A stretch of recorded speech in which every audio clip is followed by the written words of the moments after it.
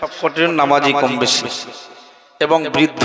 আমি সর্বোপরি এই রাতে আপনাদের দেহের দুর্বলতা দেহ নিয়ে আল্লাহের পথে ব্যয় করাকে আল্লাহ কবুল করুক, বলুন আমিন। বিনিময়ে আল্লাহ আমাদের দেহের রোগগুলোকে নিরাময় করে রোগ থেকে একটু নিরাপদ দিয়ে আল্লাহ আমাদের দেহে শান্তি দান করুক, বলুন আমিন। সঙ্গে আল্লাহ আর যে কটা দিন আমাদের হায়াত দেবেন আমরা যেন একেবারে পূর্ণাঙ্গ ইমানের মাপকাঠিতে দাঁড়িয়ে আমরা জীবন যাপন করতে পারি, আল্লাহ তৌফিক দেন, বলুন আমিন।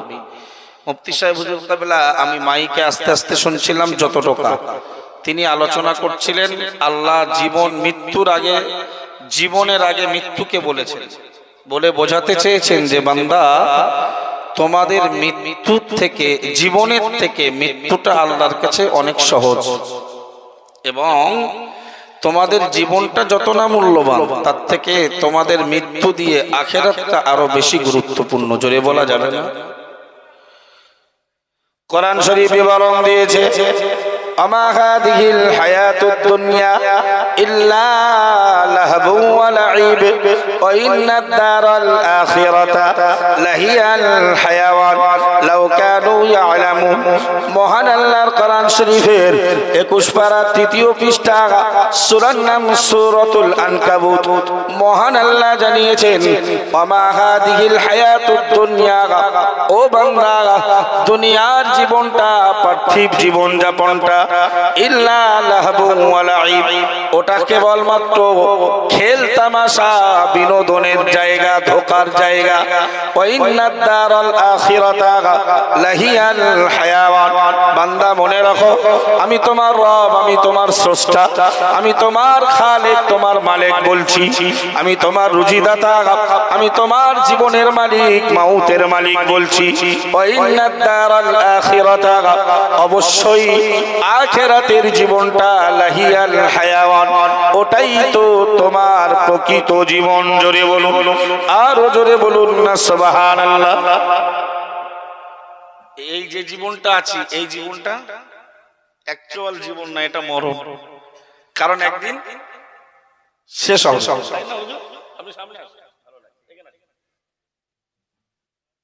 ইমাম সাহেবরা কি এসব বক্তব্য শোনায় না? শোনায়। এরপরেও বাইরে থেকে একটু আমদানি করলে, বাইরের দেশের লোক হলে একটু ভালো লাগে, তাই না?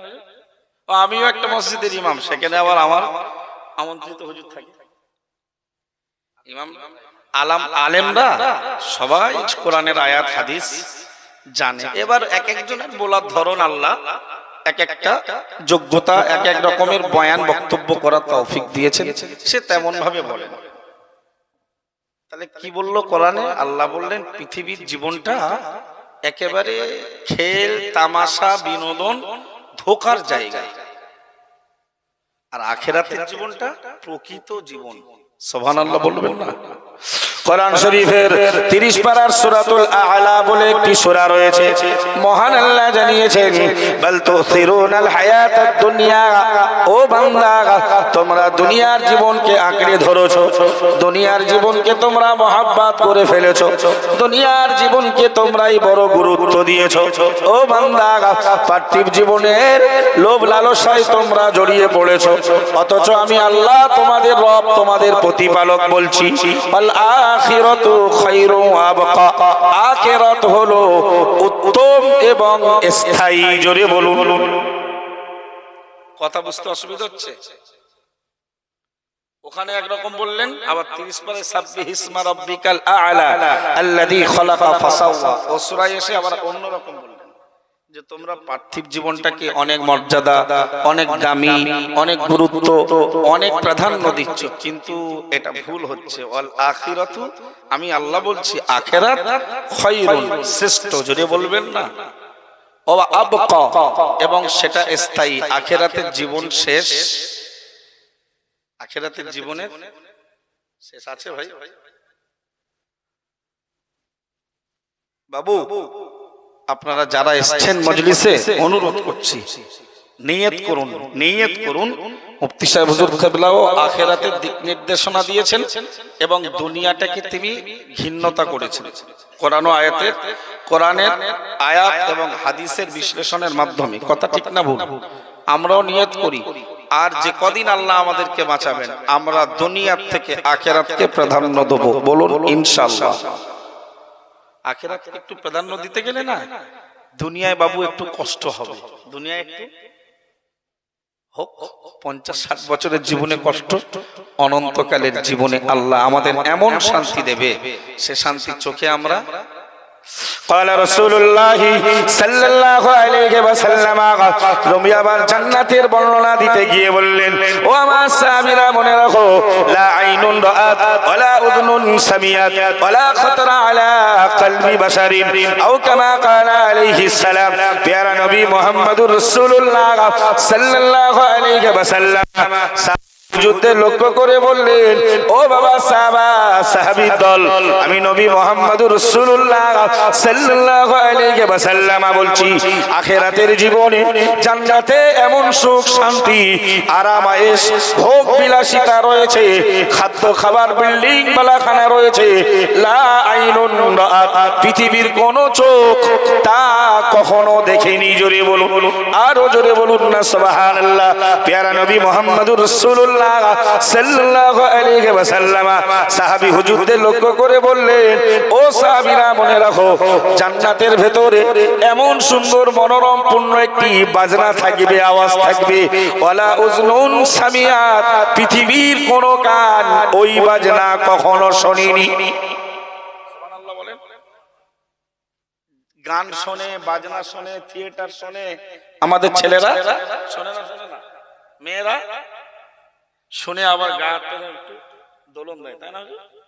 মানে বিরাট সুন্দর, মানে দেহ নাচিয়ে দেয়, কাঁপিয়ে দেয়। যারা এই গান শোনা অভ্যস্ত, আর গানে যাদের দেহ দোলে, চোখ নড়ে, গানে যারা আত্মতৃপ্তি পায়, তাদের হয়তো জান্নাতের ওই বাজনা শোনা তকদিরে নাও জুটতে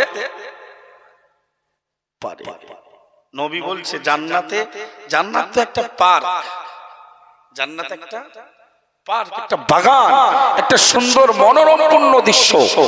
সেখানে এমন সুন্দর একটা অনবরত বাজনা থাকবে, যে বাজনা পৃথিবীতে কেউ। এখন প্রশ্ন হতে পারে, জান্নাতে আবার বাজনা? জান্নাতে কি নামাজ পড়তে হবে? জান্নাতে রোজা রাখতে হবে? জান্নাতে ইবাদত করতে হবে?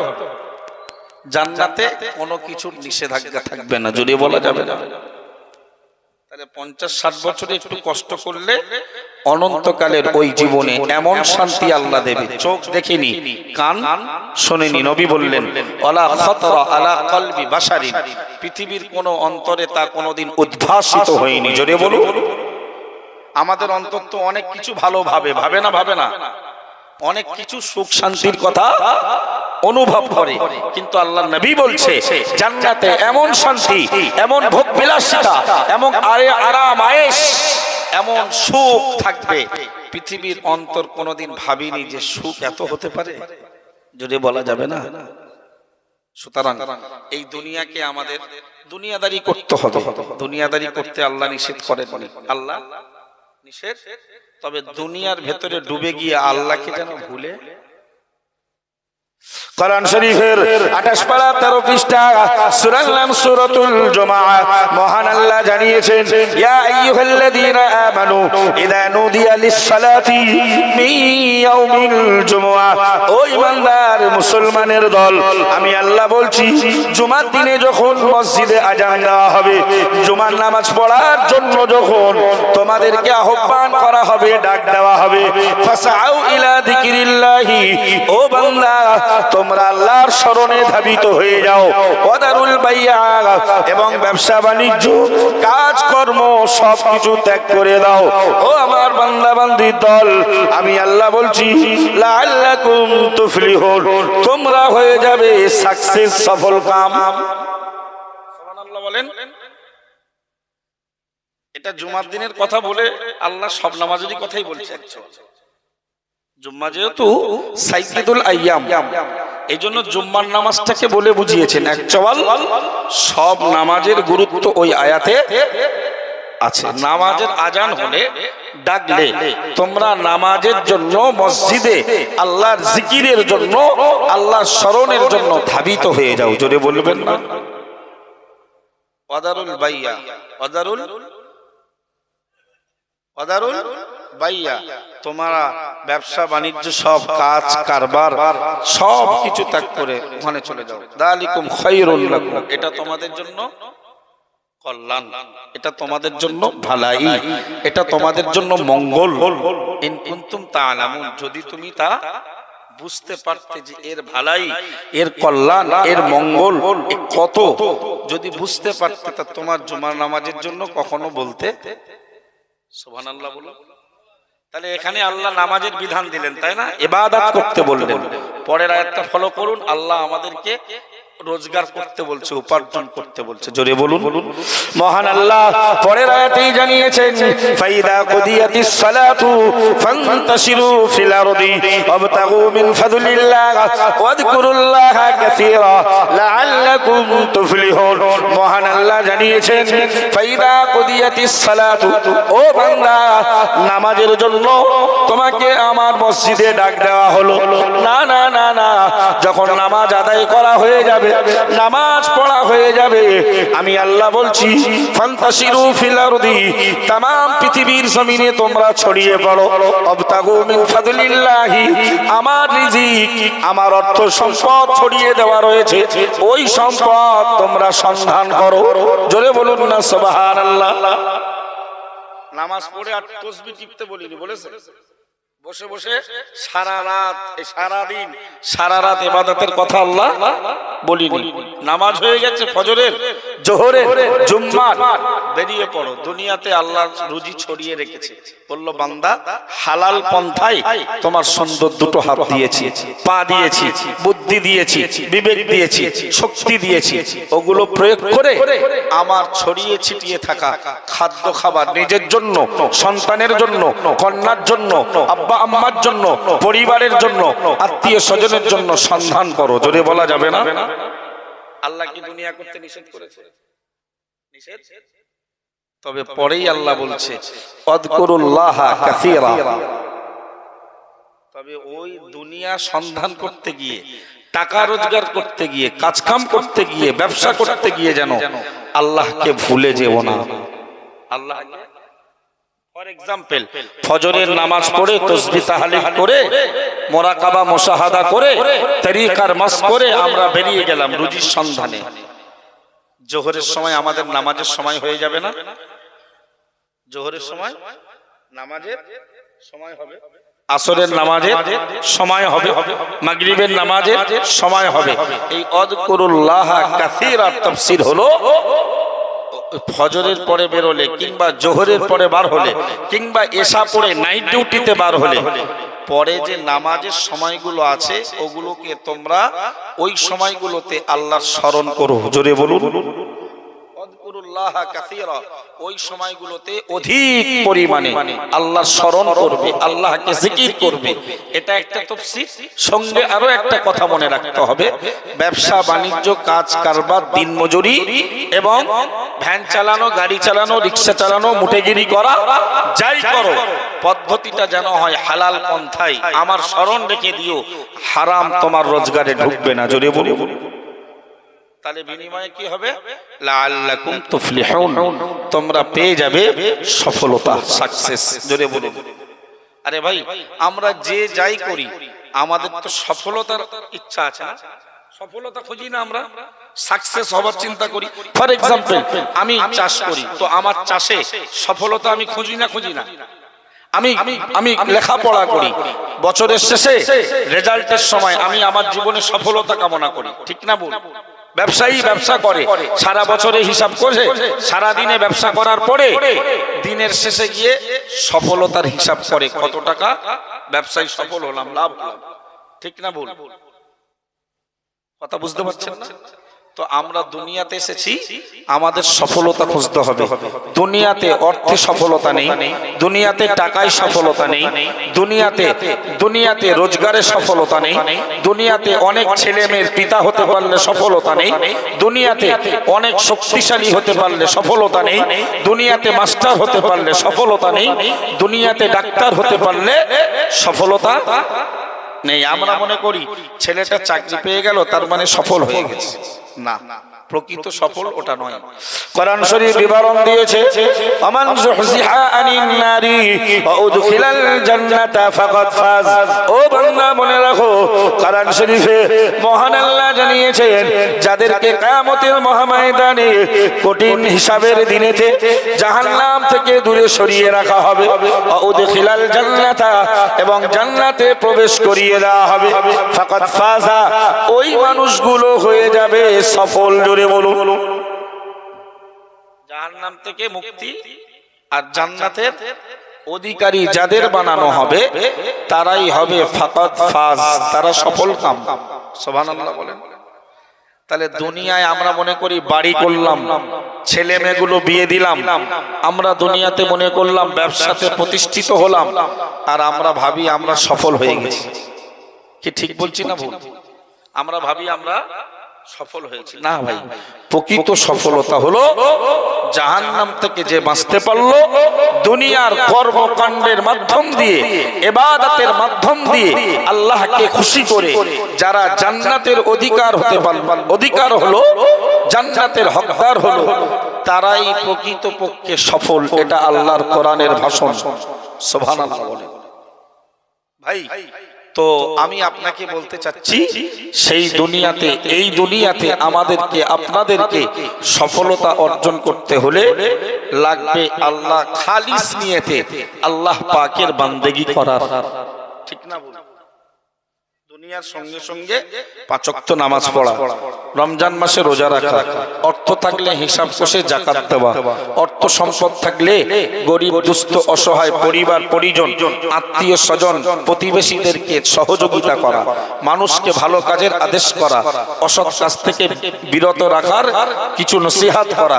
এবং যদি আমরা সফলতা খুঁজি আখিরাতের জীবনে, তাহলে লাগবে আমাদের দুনিয়াতে হারাম থেকে নিজেকে রক্ষা করা, নিজের পরিবার পরিজনকে হারাম উপার্জন থেকে, হারাম কাজ থেকে, হারাম কথাবার্তা বলা থেকে তাদেরকে বাঁচানো। ঠিক না ভুল? এর ভেতরেই আছে সফলতা। কিন্তু কোথায় সেই আমাদের চিন্তা চেতনা? আমি একটু ভালো চললে আমার পরিবারের আরেকজন, আমার সন্তান, আমার মেয়ে, আমার স্ত্রী, আমার পরিবার এমন চলছে, আমার জাহান্নামের রাস্তা ওপেন হয়ে যাচ্ছে। ঠিক বলছি না ভুল? একটা সুন্দর শান্তপূর্ণ সাজানো গোছানো একটা জান্নাতি পরিবার গঠন করতে পারলে ওই লোকটা হবে প্রকৃত সাকসেস। যদি বলুন, প্যারা নবী মুহাম্মদুর রাসূলুল্লাহ সাল্লাল্লাহু আলাইহি ওয়াসাল্লামের বিখ্যাত সাহাবী নাম আব্দুল্লাহ ইবনে ওমর রাদিয়াল্লাহু তাআলা আনহুমা, হযরত ওমর ফারুকের বেটা আব্দুল্লাহ রাদিয়াল্লাহু তাআলা আনহুমা, তিনি হাদিস শরীফে বর্ণনা দিয়ে বললেন, প্রিয় নবী মুহাম্মদুর রাসূলুল্লাহ সাল্লাল্লাহু আলাইহি ওয়াসাল্লাম, আমি আব্দুল্লাহ ইবনে ওমর আমার কাঁধটা স্পর্শ করে বললেন, ও ওমরের বেটা আব্দুল্লাহ, আমি নবী মুহাম্মদুর রাসূলুল্লাহ সাল্লাল্লাহু আলাইহি ওয়াসাল্লাম বলছি, কুন ফিদ দুনিয়া কান্নাকা গরীবুন আও আবিরু সাবিলিন উদ্দা নাফসাকা ফি আহলিল কুবুর আও কামা ক্বালা আলাইহিস সালাম। প্যারা নবী মুহাম্মদুর রাসূলুল্লাহ সাল্লাল্লাহু আলাইহি ওয়াসাল্লাম ওমর হুজুরের বেটা আব্দুল্লাহকে ডেকে বললেন, হে বাবা সাহাবী আব্দুল্লাহ ইবনে ওমর, আমি নবী মুহাম্মদুর রাসূলুল্লাহ সাল্লাল্লাহু আলাইহি ওয়াসাল্লাম বলছি, দুনিয়াতে এমন ভাবে জীবন যাত্রা করবে তোমাকে দেখলে যেন মনে হয় তুমি যাযাবর, আবিরু সাবিলিন, তোমার জীবন যাত্রা লক্ষ্য করলে দুনিয়ার মানুষ যেন মনে করে তুমি একজন মুসাফির। না না না, ও বাবা আব্দুল্লাহ ইবনে ওমর, আমি প্রিয় নবী মুহাম্মদুর রাসূলুল্লাহ সাল্লাল্লাহু আলাইহি ওয়াসাল্লাম বলছি, তোমার দুনিয়ার জীবন যাত্রা, তোমার খাওয়া পড়া চলাফেরা দেখলে যেন মনে হয় উদ্দা নাফসাকা বাকাকা ফি আহলিল কুবুর, তুমি সদা সর্বদা দুনিয়াতে যতদিন থাকবে জীবন্ত অবস্থায় তুমি নিজেকে কবরবাসী বলে মনে করবে। জোরে বলুন। নবী প্রথম বললেন তুমি দুনিয়াতে চলবে, পৃথিবীর লোক দেখে যেন মনে করে তুমি যাযাবর। দ্বিতীয়ত বললেন এই যে ভাইরা কারা ওরা, পরে এসে কথা বললে হবে না, ওখানে মজলিসে নয় শুনতে হবে, নো নো সাউন্ড। কোন সমস্যা হচ্ছে আমার পক্ষ থেকে?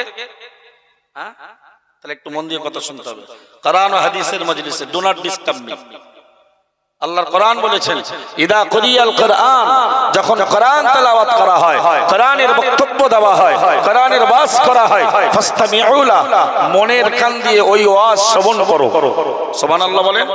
ওয়া আনসিতু, নীরব হও, লাআল্লাকুম তুরহামুন, তোমাদের উপরে আল্লাহর আরশে আজিম থেকে রহমতের সাগর থেকে রহমতের বৃষ্টির ফোঁটা ঝরে পড়বে। জোরে বলি।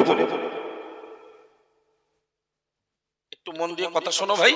আল্লাহ চাইলে হেদায়েত করবে, হেদায়েত করার মালিক আমি, কোন বক্তা, হুজুর, মুফতি সাহেব, পীর সাহেব, নবী সাহেব কেউ না। হেদায়েতের মালিক সুবহানাল্লাহ বলবেন না? একটু শোনো মন দিয়ে, হয়তো আল্লাহ চাইলে তার দরবারে ইলাহিতে ঘন্টা বেজে যাবে যে অমুক বান্দার কিসমতে হেদায়েত জুটে গেছে। জোরে বলুন। কথাগুলো শুনতে খারাপ লাগলেও, কষ্ট হলেও, মানতে কঠিন হলেও, না মানতে পারলে সেখানে বলো কপাল পড়বে, এমন কপাল পড়া পড়বে। দুনিয়াতে বিপদে পড়লে, জেলখানায় বন্দী হলে, দুনিয়াতে যদি আমরা কোনো ফেঁসে যাই, কোনো রোগগ্রস্ত হই, আমাদের কেউ না কেউ সহযোগিতা করার জন্য এগিয়ে আসে। কিন্তু কিয়ামতের দিনে আপনার সহযোগিতার জন্য একমাত্র আমার আল্লাহই সহযোগী। আজকের মনে হচ্ছে শরীরের শক্তি, যৌবন, বয়স, আজকের অনেক কিছু মনে হচ্ছে, কিন্তু চোখ দুটো বুঝলে মজা বুঝে আসে। পৃথিবী দেখলেন না, সব কিছু হচ্ছে digital, digital world, digital world. আমাদের হামান কারণ তো বলে ডিজিটাল ইন্ডিয়া, হামান কারণ ডিজিটাল ইন্ডিয়া। এখন ডিজিটাল আছে, যা অভাব, যা মানুষের দুর্দশা, রোজগারের যে কন্ডিশন, ও ডিজিটাল আর নেই, আছে ডিজিটাল ওয়ার্ল্ড। পৃথিবীটা সোশ্যাল মিডিয়াতে হাতের মুঠোয়, সোশ্যাল মিডিয়ার যুগে পৃথিবী পুরো ওয়ার্ল্ডটা হাতের কবজায়। অনেক কিছু মনে হচ্ছে, কিন্তু এই এত কিছু বিজ্ঞানী, এত সায়েন্টিস্ট, এত ব্যারিস্টার, কেউ কিন্তু আজও মৃত্যু থেকে রক্ষার কোন ঔষধ আবিষ্কার। তার মানে কি মনে হচ্ছে?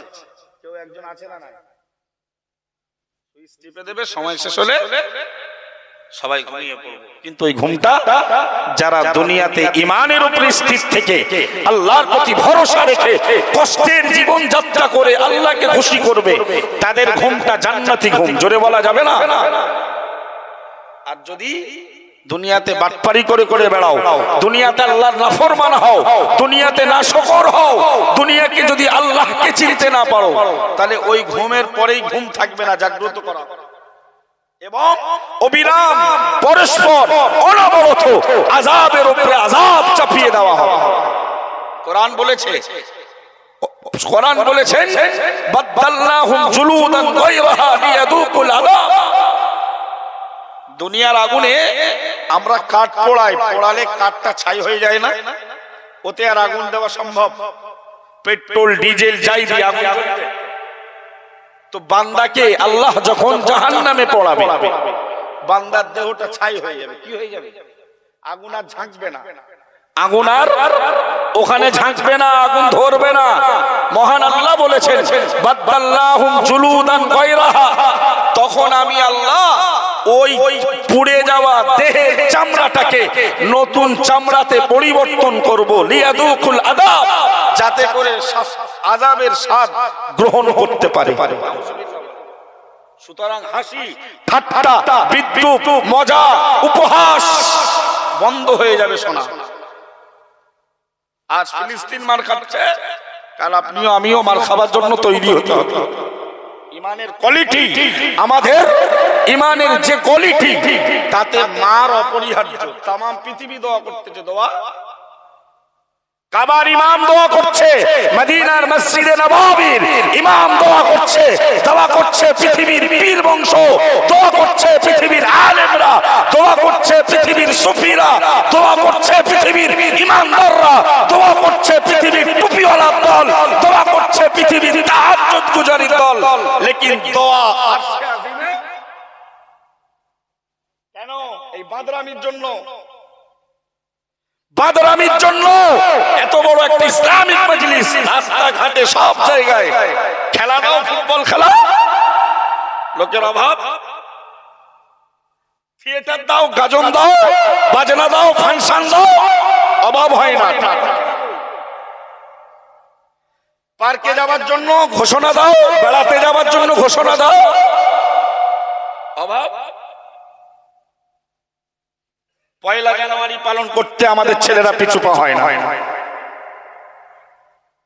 অনুরোধ করছি ছোট্ট ভাই সন্তান হিসেবে কথাগুলো মান্যতা দিতে পারলে এহকালে হয়তো একটু কষ্ট হবে, জীবন যাত্রা করতে গিয়ে আখিরাতের জীবনটা খুব সফল হবে। আল্লাহ কবুল করুক, বলুন আমিন।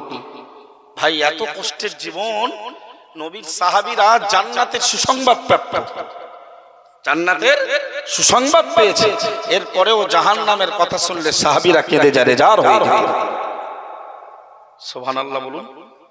পিয়ারা হাজিরিনে মাজলিস, নবী সাহাবী ওমর ফারুকের ছেলে আব্দুল্লাহ ইবনে ওমর রাদিয়াল্লাহু তাআলা আনহুমাকে নবী বললেন, সাহাবী আব্দুল্লাহ, তুমি দুনিয়াতে চলবে, তোমার জীবন দেখে যেন মনে না হয় তুমি স্থায়ী বাসিন্দা, তুমি যাযাবার, ভব ঘুরে। যাযাবার মানে ভব ঘুরে, তুমি মুসাফির। মুসাফির মানে আমি এখান থেকে মুম্বাই সফর করব 20 দিনের জন্য, তার মানে কি আমার দেহে ঠিক থাকবে না, চুল উস্কো খুস্কো থাকবে, চেহারাতে ধুলোবালি পড়বে, ঘুম ঠিক মতো হবে না, খাওয়া সময় মতো হবে না। এই জন্য তো আল্লাহ বলল মুসাফিরের জন্য নামাজ কসর, 4 রাকাত ফরজ নামাজটা পড়বে, 2 রাকাত। যে ও কষ্ট করছে, সুতরাং নামাজটা আমি আল্লাহ কমিয়ে দিলাম, জোরে বলা যাবে না।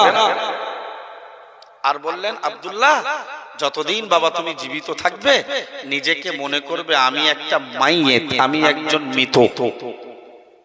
জীবন্ত থেকে মনে করতে হবে আমি, তবেই তো পা ফেললেই, পা ফেলতে গেলে ভাবতে হবে যে আমি তো মৃত, মানে মারা যাব, কবরে যাব।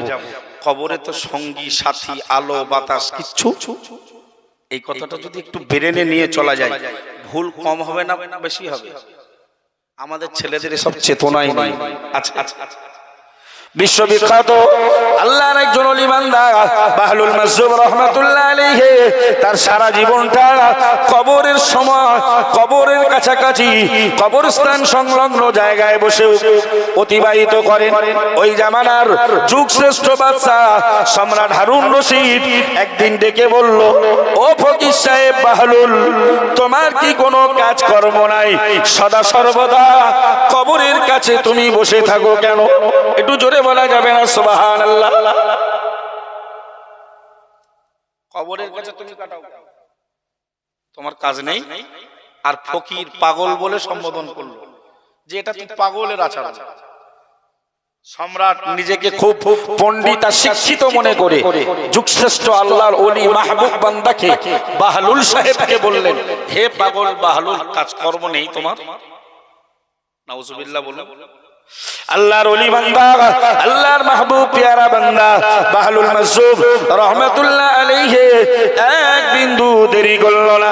নাচতে নাচতে একটা গাছের উপরে তিনি উঠে বসলেন, হাসতে হাসতে বললেন, ও জামানার সম্রাট হারুন আর রশিদ, আমি বাহলুল পাগল না, তুমি পাগল। সুবহানাল্লাহ বলবেন না? বাহলুলকে হারুন রশিদ বলতেছে, তোমাকে আমি পাগল বলেছি ফকির সাহেব, তোমার আচরণ দেখি, তুমি কাজ কর্ম না করে যখন দেখি তুমি কোথায়? কবরের কাছে। তো তোমার এই আচরণ, তোমার এই সিমটম, তোমার এই কর্মকাণ্ড পাগলামির একটি বহিঃপ্রকাশ। কিন্তু তুমি যে তোমার জবানে আমি হারুন রশিদকে পাগল বললে, যে জামানার এত বড় বাদশা, তার সাপেক্ষে কিছু প্রমাণ দিতে লাগলে, তার সাপেক্ষে কিছু আল্লাহর ওলি বান্দা, আল্লাহর মাহবুব প্যারা বান্দা, আল্লাহর জান্নাতি বান্দা হযরত বাহলুল মাসরুব রাহমাতুল্লাহ আলাইহি জামানার বাদশা হারুন রশিদকে ডেকে বললেন, ও বাদশা জাহাপানা, আমি আপনাকে পাগল প্রমাণ করার পূর্বে তিনটে প্রশ্নের জবাব দিন। এক নম্বরে সওয়াল করলেন, কোশ্চেন ছুড়ে দিলেন, ও জগৎ বিখ্যাত সম্রাট বাদশা হারুন আর রশিদ, না না না না, যে রাজদরবারটা আপনি যে রাজ দরবারে রাজত্ব করেন, অত সুন্দর করে প্রতি বছর সাজানো হয়, কয়েকবার চুনকাম করা হয়, ও বাদশা জাহাপানা, রাজ দরবারটা পরিষ্কার পরিচ্ছন্ন রাখার জন্য কয়েকটি খাদেমা ঝাড়ুদার প্রতিনিয়ত তারা পরিষ্কার পরিচ্ছন্ন করে, কয়েক হাজার টাকা মাসে তাদেরকে বেতন দেওয়া হয়। ও বাদশা জাহাপানা, একটু দয়া করে কি বলবেন, আপনার ওই রাজ দরবারটা চিরস্থায়ী না ক্ষণস্থায়ী? ঠিক জায়গায় ঘা হয়েছে না? যারা ছুটতেছো মনে করতেছো দুতলা একটা বাড়ি বানালেই শান্তি পেয়ে যাবো, একটা ব্যবসা করলেই সফল হয়ে যাব, চারটে ছেলেরে প্রতিষ্ঠিত করতে পারলে, একটা দোকান, একটা গাড়ি, একটা দন্ডিরহাটের সবজি মার্কেটের ব্যবসায়ী, আর একটা লেখাপড়া করিয়ে ছোট ছেলে কনিষ্ঠ সন্তান স্কুল মাস্টার, ডাক্তার, বিডিও, অমুক তমুক, মনে করতে যে আমি সব পেয়ে গেছি। সব কেউ পাশে থাকবে? বাদশা হারুন রশিদের টনক নড়িয়ে দিলেন ফকির সাহেব। পীর সাহেব বললেন যে আপনার এই রাজদরবারটা প্রতি বছর কয়েক লক্ষ টাকা খরচ করে সাজানো হয়, কয়েকবার চুন কাম হাবি জাবি করা হয়, আবার বাদশা আপনার রাজদরবার পরিষ্কার পরিচ্ছন্নের জন্য কত কাজের লোক রাখা হয়েছে, হাজার হাজার টাকা বেতন দিয়ে। বাদশা জাহাপানা, এই রাজদরবার এটা চিরস্থায়ী না ক্ষণস্থায়ী? হারুন রশিদ একদম মোমের মতো নরম হয়ে অবনত মস্তকে বললেন, হুজুর, আমার রাজদরবারটা ক্ষণস্থায়ী। সুবহানাল্লাহ, বাড়ি গিয়ে বলবেন। আল্লাহর ওলি বান্দা দুনিয়াতে এমন আমল করেছে, আল্লাহর জান্নাতের ঘর দখল করেছেন, আল্লাহর জান্নাতের ঘর রেজিস্টার করে নিয়েছেন। বাহলুল মাসরুব রাহমাতুল্লাহ আলাইহি জামানার বাদশা হারুন রশিদকে লক্ষ্য করে দুই নম্বরের প্রশ্নটা ছুড়ে দিয়ে বললেন, ও বাদশা জাহাপানা, আপনার দেহটা সাজানো গোছানোর জন্য কত নামি দামি কোম্পানি সাবান কসমেটিক্সের মাল ব্যবহার করা হয়। ও বাদশা জাহাপানা, আপনার দুপুরের লেবাসটা এক ধরনের হয়, বিকেলের পোশাকটা আর একটা কালারের হয়। ও বাদশা জাহাপানা, রাতে ঘুমানোর সময় আরেকটি কালারের পোশাক পরিধান করা হয়। ও বাদশা জাহাপানা, ওই দেহতে খিদমত করার জন্য রয়েছে কত রকমের খাদেম। না না না না, একটু দয়া করে কি বলবেন, আপনার এই দেহটা, এই বডিটা, এই স্ট্রাকচারটা চিরস্থায়ী না ক্ষণস্থায়ী? যারা যারা দুনিয়ার মোহে, টাকা পয়সা, অর্থে, ব্যবসায়, চাষে, গৃহপালিত পশুতে, নারীর সৌন্দর্যে, অর্থের মায়ায়, সোনার উপর গচ্ছিত সম্পদের ভালোবাসার জালে জড়িয়ে পড়েছেন, একটু কি বলবেন, আপনার দেহ, আপনার চেহারা, আপনার বডি, আপনার স্ট্রাকচার এটা স্থায়ী না অস্থায়ী? What is this? তাহলে এগুলো কি হচ্ছে? কথা কি বুঝতে অসুবিধা হচ্ছে? আল্লাহ তো বলেছে যুয়্যিনা লিন-নাস, মানুষের জন্য সুন্দর করে দেখাবো, সুশোভিত করে দেবো। হুব্বুস সাহাওয়াতি মিনান নিসা, নারী জাতির মহব্বত, ভালোবাসা, নারীর চক্রান্তকে আমি মানব জাতির যুবককে সুন্দর করে দেখাবো। যদি ওতে পা দিয়ে পিছলে যায়, মাল ধরা পড়বে। চোখ তুলে দেখো, পৃথিবীর যুবক যুবতী, বিবাহিত বিবাহিতা সব টলমল অবস্থায়। ঠিক বলছি না ভুল বলছি? কোরআন শরীফের সূরা আলে ইমরান 3 নম্বর সূরা 14 নম্বর আয়াত। কত নম্বর আয়াত? আল্লাহ বলছে যুইয়িনা সুশোভিত করে দেব, সৌন্দর্য করে দিয়েছি আমি আল্লাহ। আমি আল্লাহ মডিফাই করে দিয়েছি। আমি আল্লাহ লোলাভিত করে দিয়েছি। আমি তাদের কাছে লোভের পাত্র বানিয়েছি মানুষের জন্য। হুব্বুস শাহাওয়াতি মিনান নিসা, নারী জাতির কামনা। যার বিয়ে হয়েছে ও কামনা করে অন্য আরেকটা নারী, যার বিয়ে হয়নি সেও। এ রোগ আছে না? শুধু আছে, 50 বছরের বুড়োরও আছে। এই বক্তব্য সবার ভালো নাও লাগতে পারে, কিন্তু আমরা অল ইন্ডিয়া সুন্নাতুল জামাতের রাখাল, আমরা বলে যাই হকারের মতো নিলে ভালো ভাই, না নেওয়া নেবেন না নেবেন ব্যক্তিগত ম্যাটার। মহান আল্লাহ কোরআন শরীফে জানিয়েছেন যুকিনা লিন-নাসি হুব্বুস শাহাওয়াতি মিনান নিসা। ও বান্দা মনে রাখো, দুনিয়াটা সুন্দর করে দেওয়া হলো মানব জাতির জন্য, সুশোভিত করে দেওয়া হলো, লোভনীয় বানিয়ে দেওয়া হলো। হুব্বুস শাহাওয়াতি মিনান নিসা, নারী জাতির চক্রান্তের জাল। মহান আল্লাহ পরেই জানিয়েছেন ওয়াল বানিনা, সন্তান কন্যার ভালোবাসা মহব্বতটা মানব জাতির জন্য সৌন্দর্য করে দেওয়া হলো। ছেলে মেয়ের মায়ায় পড়ে, ভালোবাসায় পড়ে একদল নামাজ পড়ে না, বলে জানো হুজুর 4-5টা ছেলে মেয়ে, রোজগার করতে হবে, ওদের ঘর করতে হবে, ওদের বেদিতে হবে, ওদের প্রতিষ্ঠিত করতে হবে, আমি নামাজ পড়বো। থাক, নামাজ পড়ার দরকার নেই। আল্লাহ বলতেছে ওই সন্তানের মায়া মহব্বত মানুষের জন্য এত সৌন্দর্য করে দেবো, মাল ওতেই পাগল হয়ে যাবে। নাউজুবিল্লাহ, বাড়িয়ে বলবো। ওয়াল কনাতিরিল মুকান্তারাতি মিনাদ যাহাবি ওয়াল ফিদ্দা। ও বান্দা মনে রাখো, আমার আল্লাহ বললেন সোনা আর রূপের গচ্ছিত সম্পদ তাদের ভালোবাসার পাত্র বানিয়ে দেব। বলুন নাউজুবিল্লাহ। সোনা রূপ গোছানো থাকবে, আর মানুষ ওর মায়ায় পড়ে দ্বীন ইসলাম সরাসরি নবী রাসূল আল্লাহ আখিরাত কবর হাসর ফুলসিরাত মিজান জাহান্নাম সব ভুলে গিয়ে শয়তানকে বন্ধু রূপে গ্রহণ করবে। ঠিক বলছি না? কটা বললাম? নারীর মহব্বত, সন্তানের মহব্বত, 3 নাম্বার সোনার মহব্বত, 4 নাম্বার গচ্ছিত ও রূপোর মহব্বত, 5 নাম্বারটা বলি ওয়াল খাইলিল মুসাওয়ামাতি, প্রশিক্ষিত ঘোড়ার ভালোবাসা। প্রশিক্ষিত ঘোড়া, আরে তদানীন্তন কালে আমরা যারা আসলাম জলসায় প্রাইভেট কার চড়ে, এগুলো ছিল যখন কোরআন নাজিলের পিরিয়ড। আমার নবী মক্কা থেকে মদিনা, তায়েফ বিভিন্ন জায়গা সফর করেছেন ঘোড়ার পিঠে, উটের পিঠে, গাধার পিঠে। আল্লাহু আকবার। তো তখন প্রশিক্ষিত ঘোড়া, খুব দূরদর্শী ঘোড়া, যেগুলো ব্যবসায় যেতে কাজে লাগতো, যুদ্ধের ময়দানে কাজে লাগতো, এগুলো ছিল তদানীন্তন কালের মানুষের কাছে অনেক প্রিয় পাত্র। আজকের আমরা বলতে পারি গাড়ি ঘোড়া ইত্যাদি, যেগুলো যানবাহন রূপে ব্যবহার করি। 6 নম্বরে আল্লাহ বললেন ওয়াল আনআম, গবাদি পশু, মানে গৃহপালিত পশু। অনেক বাড়িতে আছে না, গরু ছাগল পালে, লালন পালন করে নিজেদের রোজগারের জন্য, নিজেদের জীবিকা নির্বাহের জন্য। বললো এর মায়ায় পড়ে গিয়ে আখিরাত ভুলে যাবে। আমি এগুলোকে লোভনীয় বানিয়েছি।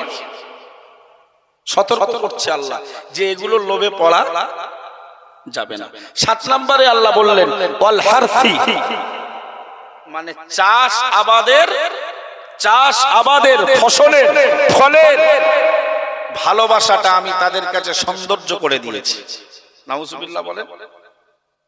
শেষেই আল্লাহ বলছেন যালিকা মাতাউল হায়াতিদ দুনিয়া। বান্দা, এই যতগুলো জিনিসের নাম আর লোভ ভালোবাসার কথা বললাম, এগুলো সব দুনিয়ার করণীয়, দুনিয়ার উপকরণীয় বস্তু।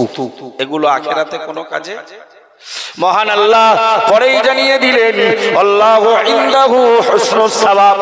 ও বান্দা, এর থেকে ভালো, এর থেকে মঙ্গল, এর থেকে কল্যাণ না না না, এর থেকে দামি জান্নাতে আল্লাহর নিকটেই রয়েছে। জোরে বলুন, আরো জোরে বলুন না সুবহানাল্লাহ।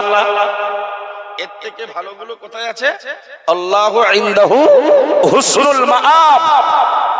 এগুলো লোভে না পড়ে যদি নিজেকে আত্মরক্ষা করতে পারো তাহলে আমি আল্লাহর কাছে রয়েছে এর থেকে অনেক উপকরণীয় দামি দামি প্রোডাক্ট, জোরে বলা যাবে না। ফর এক্সাম্পল, নারীর কাম, নারীর তাড়না, নারীর যুবতী, নারীর যৌবনে আসক্ত যদি কেউ না হতে পারে, বাঁচতে পারে, নিজেকে রক্ষা করতে পারে, থাকবে জান্নাতে হুরের ব্যবস্থা, যদি বলা যাবে না। কিসের ব্যবস্থা থাকবে? হুর। যাদের দেখলে জান্নাতীরা তাকিয়েই থাকবে, চোখের পলক পড়বে না, জোরে বলুন। তারা এত সুশ্রী, এত সুন্দরী, এত এত এত রূপবান, আল্লাহু আকবার। তারা সব ওই মতি, মণি, মুক্তা এর তাবু করা হয়েছে। দুনিয়ায় তাবু হয়তো জরি পেপারে, দুনিয়ার তাবু হয় কিসে? জরি পেপারে, খুব জোরের হলো একটু চাল। কিন্তু আল্লাহ বলতেছে আমার জান্নাতে রয়েছে অসংখ্য মণি মুক্তা খচিত তাবু, আর তাবির ভিতরে অপেক্ষা করছে এই জান্নাতীদের হুরেরা। কি জিনিস তারা? আল্লাহু আকবার। যারা সন্তানের মায়া মহব্বত দুনিয়াকে, যাদের দুনিয়াতে আল্লাহকে ভোলাবে না, তারা পাবে সেখানে অনন্ত অনন্ত জীবনের জন্য আল্লাহর অগণিত নিয়ামত, জোরে বলে। এগুলোর ভালোবাসতে নিষেধ করিনি আল্লাহ, কিন্তু শরীয়তের বিরোধী পন্থাই ভালোবাসা যাবে না। ফর এক্সাম্পল, নারীর ভালোবাসা। আমার স্ত্রীকে আমি ভালোবাসতে পারি না, আমার আম্মাকে আমি ভালোবাসতে পারি না, আমার মেয়েকে আমি ভালোবাসতে পারি না, আমার বোনকে আমি ভালোবাসতে পারি না। ওখানে যে নারীর ভালোবাসার কথা বলা হলো, ওগুলো যেগুলো হারাম প্রক্রিয়ায় ভালোবাসা হয়। কথা বোঝা যাচ্ছে? সন্তানের মায়া করতে আল্লাহ নিষেধ করেননি, কিন্তু সন্তানের মায়া যেন আল্লাহকে ভুলিয়ে না দেয়। সন্তান সন্তান করতে করতে যেন তুমি বেনামাজি না হয়ে যাও, তুমি বেরোজগার না হয়ে যাও, তুমি যেন দিনহারা না হয়ে যাও, তুমি যেন সুদখোর না হয়ে যাও। সন্তানের প্রতিষ্ঠা করতে গিয়ে, সন্তানের ভবিষ্যৎ ভাবতে গিয়ে তুমি যেন জুয়াখোর না হয়ে যাও, সন্তানের ভবিষ্যৎ ভাবতে গিয়ে তুমি যেন ভাইয়ের মাল আত্মসাৎকারী না হয়ে যাও, সন্তানের কথা ভাবতে গিয়ে তুমি যেন জাকাতের মাল নিজে ভক্ষণ না করো। কথা বোঝাতে পারছি? এছাড়া এগুলো বজায় রেখে সন্তানকে ভালোবাসা তো রাসূলুল্লাহর সুন্নাত, জোরে বলা যাবে না। প্যারা নবী মুহাম্মদুর রাসূলুল্লাহ সাল্লাল্লাহু আলাইহি ওয়াসাল্লাম, প্রিয় নবীর দহিত নাতি ছেলে আম্মা ফাতেমার সন্তান ইমাম হাসান আর হুসাইন রাদিয়াল্লাহু তাআলা আনহুমাকে যখন তিনি কাছে পেতেন, তাদের জড়িয়ে ধরে চুমা খেতেন, তারা নবী পাকের গলার ঘাড়ের উপরে উঠে বলতেন, নানা তুমি ঘোড়া, আমরা ঘোড়া চড়বো। ও বাংলা মনে রাখো, প্যারা নবী মুহাম্মদুর রাসূলুল্লাহ সাল্লাল্লাহু আলাইহি ওয়াসাল্লামের একজন সাহাবী এই দৃশ্য দেখে বললেন, ইয়া রাসূলুল্লাহ, হাবিবাল্লাহ, এরা আপনার সন্তান নয়, আপনার মেয়ের সন্তান। এদেরকে আপনি এত ভালোবাসেন, মহব্বত করেন, আদর করেন, যত্ন করেন, চুমা দেন। ইয়া রাসূলুল্লাহ, হাবিবাল্লাহ, আমার 10টা সন্তান রয়েছে, আমার এক পিস ছেলেরও আমি কখনোই চুমা করিনি। প্রিয় নবী মুহাম্মদুর রাসূলুল্লাহ সাল্লাল্লাহু আলাইহি ওয়াসাল্লাম বললেন, না না না সাহাবী, মনে রাখো, তোমার ঠিকানা, তোমার উন্নতিটা অবনতিতে পৌঁছেছে, জোরে বলুন নাউজুবিল্লাহ। ও বলছে আমি একটাও ছেলের কোনোদিন চুমা করিনি। বলতেছে তোমার মনে মায়া নেই, যার মনে মায়া নেই, রহম নেই, আল্লাহ তার প্রতি রহম লা ইয়ারহামু মান লা ইয়ারহামুন নাস। যে লোকটা মানবের প্রতি, মানুষের প্রতি মায়া মহব্বত রহম না করে, আল্লাহ তাআলা তার প্রতি দয়া করেন না। তুমি চুমা খাও না, ভালোবাসো না, মহব্বত করো না, মানে সন্তান কি জানো? আল্লাহর নবী বলছে, হুয়া রাইহানুল্লাহ, সন্তানেরা হলো আল্লাহর জান্নাতের সুগন্ধি, জড়িয়ে বলা যাবে না। তাহলে কোরআন কি সন্তানকে ভালোবাসতে নিষেধ করেছে?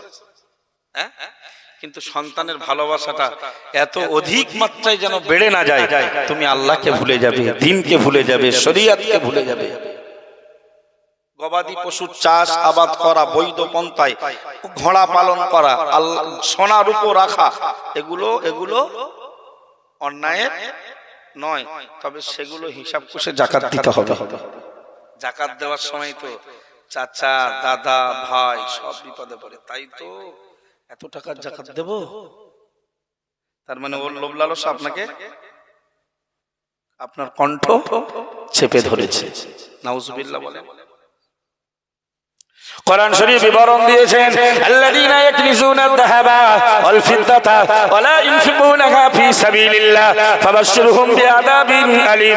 কোরআন শরীফের 10 পারার সূরা তাওবায় মহান আল্লাহ জানিয়েছেন, আল্লাযীনা ইয়াকনিজুনা আয-যাহাবা, যারা সোনাকে গচ্ছিত রাখলো, ওয়াল ফিদ্দাতা, রূপকে যারা জমা করে রাখলো, টাকা পয়সা ধন সম্পদ যারা জমা করলো, গচ্ছিত করলো, ওয়া লা ইউনফিকুনাহা ফি সাবিলিল্লাহ, আল্লাহর রাস্তায় ব্যয় করলো না, হিসাব কষে যাকাত দিল না, মহান আল্লাহ তাদের ব্যাপারেই জানিয়েছেন, ও নবী মুহাম্মদুর রাসূলুল্লাহ সাল্লাল্লাহু আলাইহি ওয়াসাল্লাম, ফাবাশশিরহুম, আপনি তাদেরকে সংবাদ দিয়ে দেন, বিআযাবিন আলীমিন, যন্ত্রণাদায়ক কষ্টদায়ক শাস্তির ঘোষণা।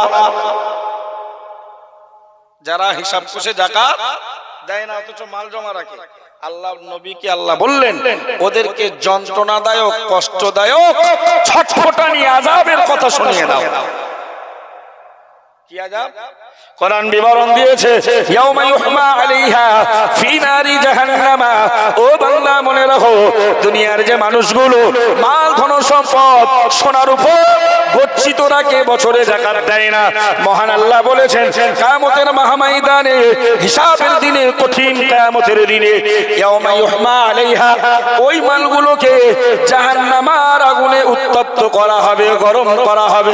না না না, ফাতকুয়া বিয়াজিবাহুম, ওই মাল দিয়ে পিঠে একবার ছেকা দেওয়া হবে, একবার কপালে ছেকা দেওয়া হবে, অজুনুবুহুম, একবার ডান পাশে ছেকা দেওয়া হবে, অজহুরুহুম, একবার পেছনে ঠেকা দেওয়া হবে, ছেকা দিয়ে দিয়ে বলা হবে, হাদা মা কানাসতুম লিআনফুসিকুম, এ বান্দা এগুলো তোমার নিজের জন্য গচ্ছিত রাখা সম্পদ, হাদা মা কানাসতুম লিআনফুসিকুম ফাদুকু মা কুনতুম তাকনিসুন, তোমার গচ্ছিত সম্পদের আযাবে ছাকা তুমি ভোগ করো।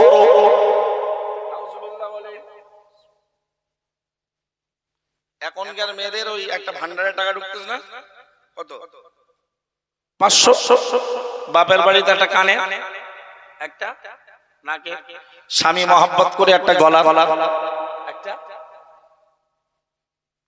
30,000 টাকা নগদ যদি দাঁড়ায়, বাড়ির গচ্ছিত সোনা রূপো এবং কিছু টাকা যা আছে, যদি ওটা 30,000-এর সমপর্যায় হয়, নারী হোক আর পুরুষ হোক, শতকরা 2.5 টাকা, 1000-এ 25 টাকা, 1,02,500 টাকা যাকাত দেওয়া ফরজ।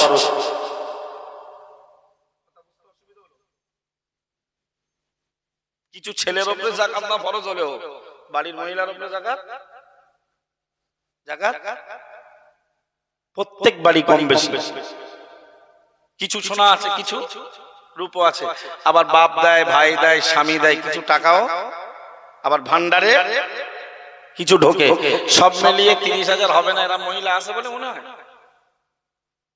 আছে বলে মনে হয়। যারা জাকাতের কথাটা বুঝতেই চাচ্ছ না, মাথার উপর দিয়ে উড়িয়ে দিচ্ছ, যে মাথায় নিলে কঠিন, বাদ দাও তো, তুমি রেডি থাকো, তোমাকেই বলা হবে, এনাও তোমার গচ্ছিত সম্পদ, এই আমি পুড়িয়ে লাল করেছি, নাও ছেকা দাও, একবার কপালে, একবার পেটে, একবার পার্শ্বে, একবার পিঠে, আর বলবে দুকু, স্বাদ গ্রহণ করো, কানাস্তুম মা কানাস্তুম, হ্যাঁ দুকু ফাদুকু মা কুনতুম তাকনিজুন, স্বাদ গ্রহণ করো, যা জমা রেখেছিলে, গচ্ছিত রেখেছিলে, ওই গচ্ছিত সম্পদের টেস্ট, মজাটা বোঝো কি ধরনের মজা। নাউজুবিল্লাহ বলবেন না।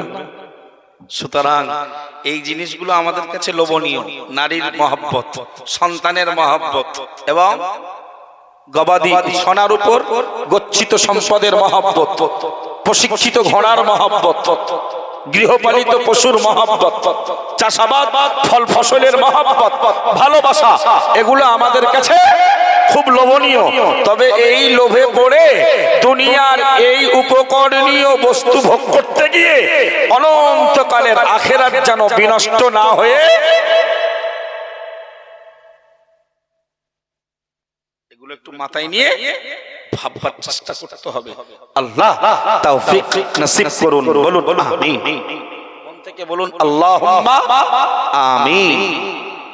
আমি বক্তব্য দিচ্ছিলাম, বাহালুল মাজজুব রহমাতুল্লাহ আলাইহি হারুন রশিদকে দ্বিতীয় প্রশ্ন করলো, বাচ্চা জাহাপানা, শীতকালে আমরা কত ক্রিম মাখছি না, বড় প্লাস, বড়লি, Pond's, Vaseline, lip guard, body oil, চেহারাটাকে সুন্দর করার জন্য। কি করার জন্য? চেহারাটাকে সুন্দর করার জন্য। এই চেহারার অস্তিত্ব জনমের মতো সারা জীবনের জন্য নাকি শেষ হবে? যদি শেষ হয় তাহলে কিসের ধোকায় পড়ে আছো সোনা রবের ব্যাপারে? কে ধোকা দিল তোমাকে? বাদশা হারুন রশিদ আর এক বিন্দু দেরি করল না। জামানার বিখ্যাত আল্লাহর ওলি, জান্নাতের হকদার বাহলুল মাজজুব রহমাতুল্লাহ আলাইহি হুজুরকে ডেকে বললেন, ও ফকির সাহেব, আমি বাদশা জাহাপানা হারুন রশিদ আবারও বলছি, না না না না, আমার জীবনটা, আমার দেহটা একদিন ধ্বংস হয়ে যাবে। একটু জোরে বলা যাবে না সুবহানাল্লাহ?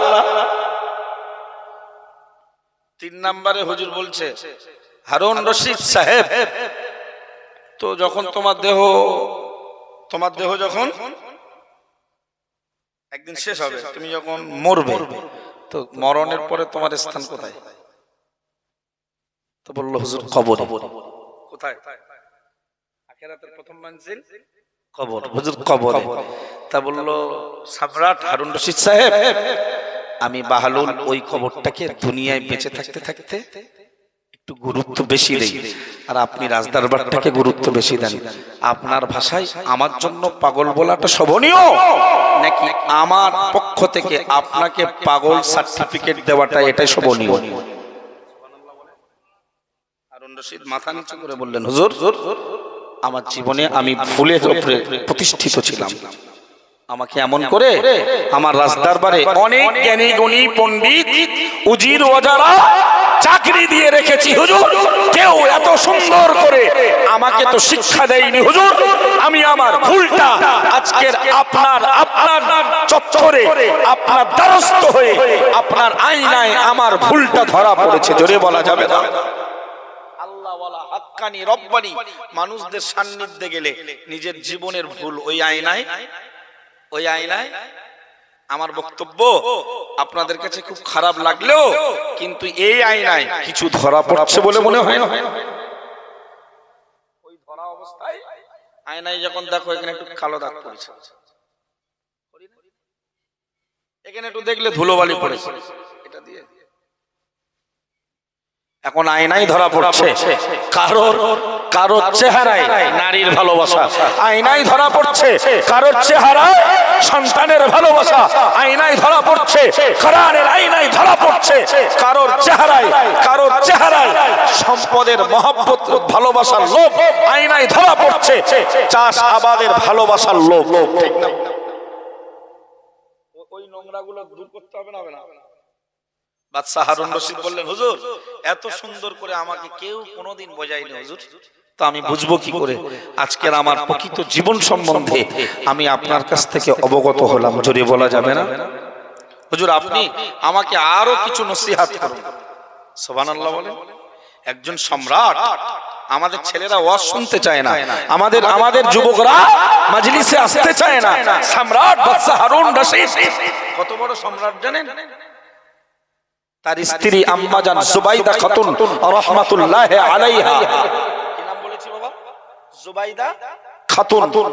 তিনি বাদশা জাহাপানাকে বলছে, বাদশা, হাজার হাজার মানুষরা হজ করতে আসে, পানি পায় না, অনেকে জীবন চলে যায়।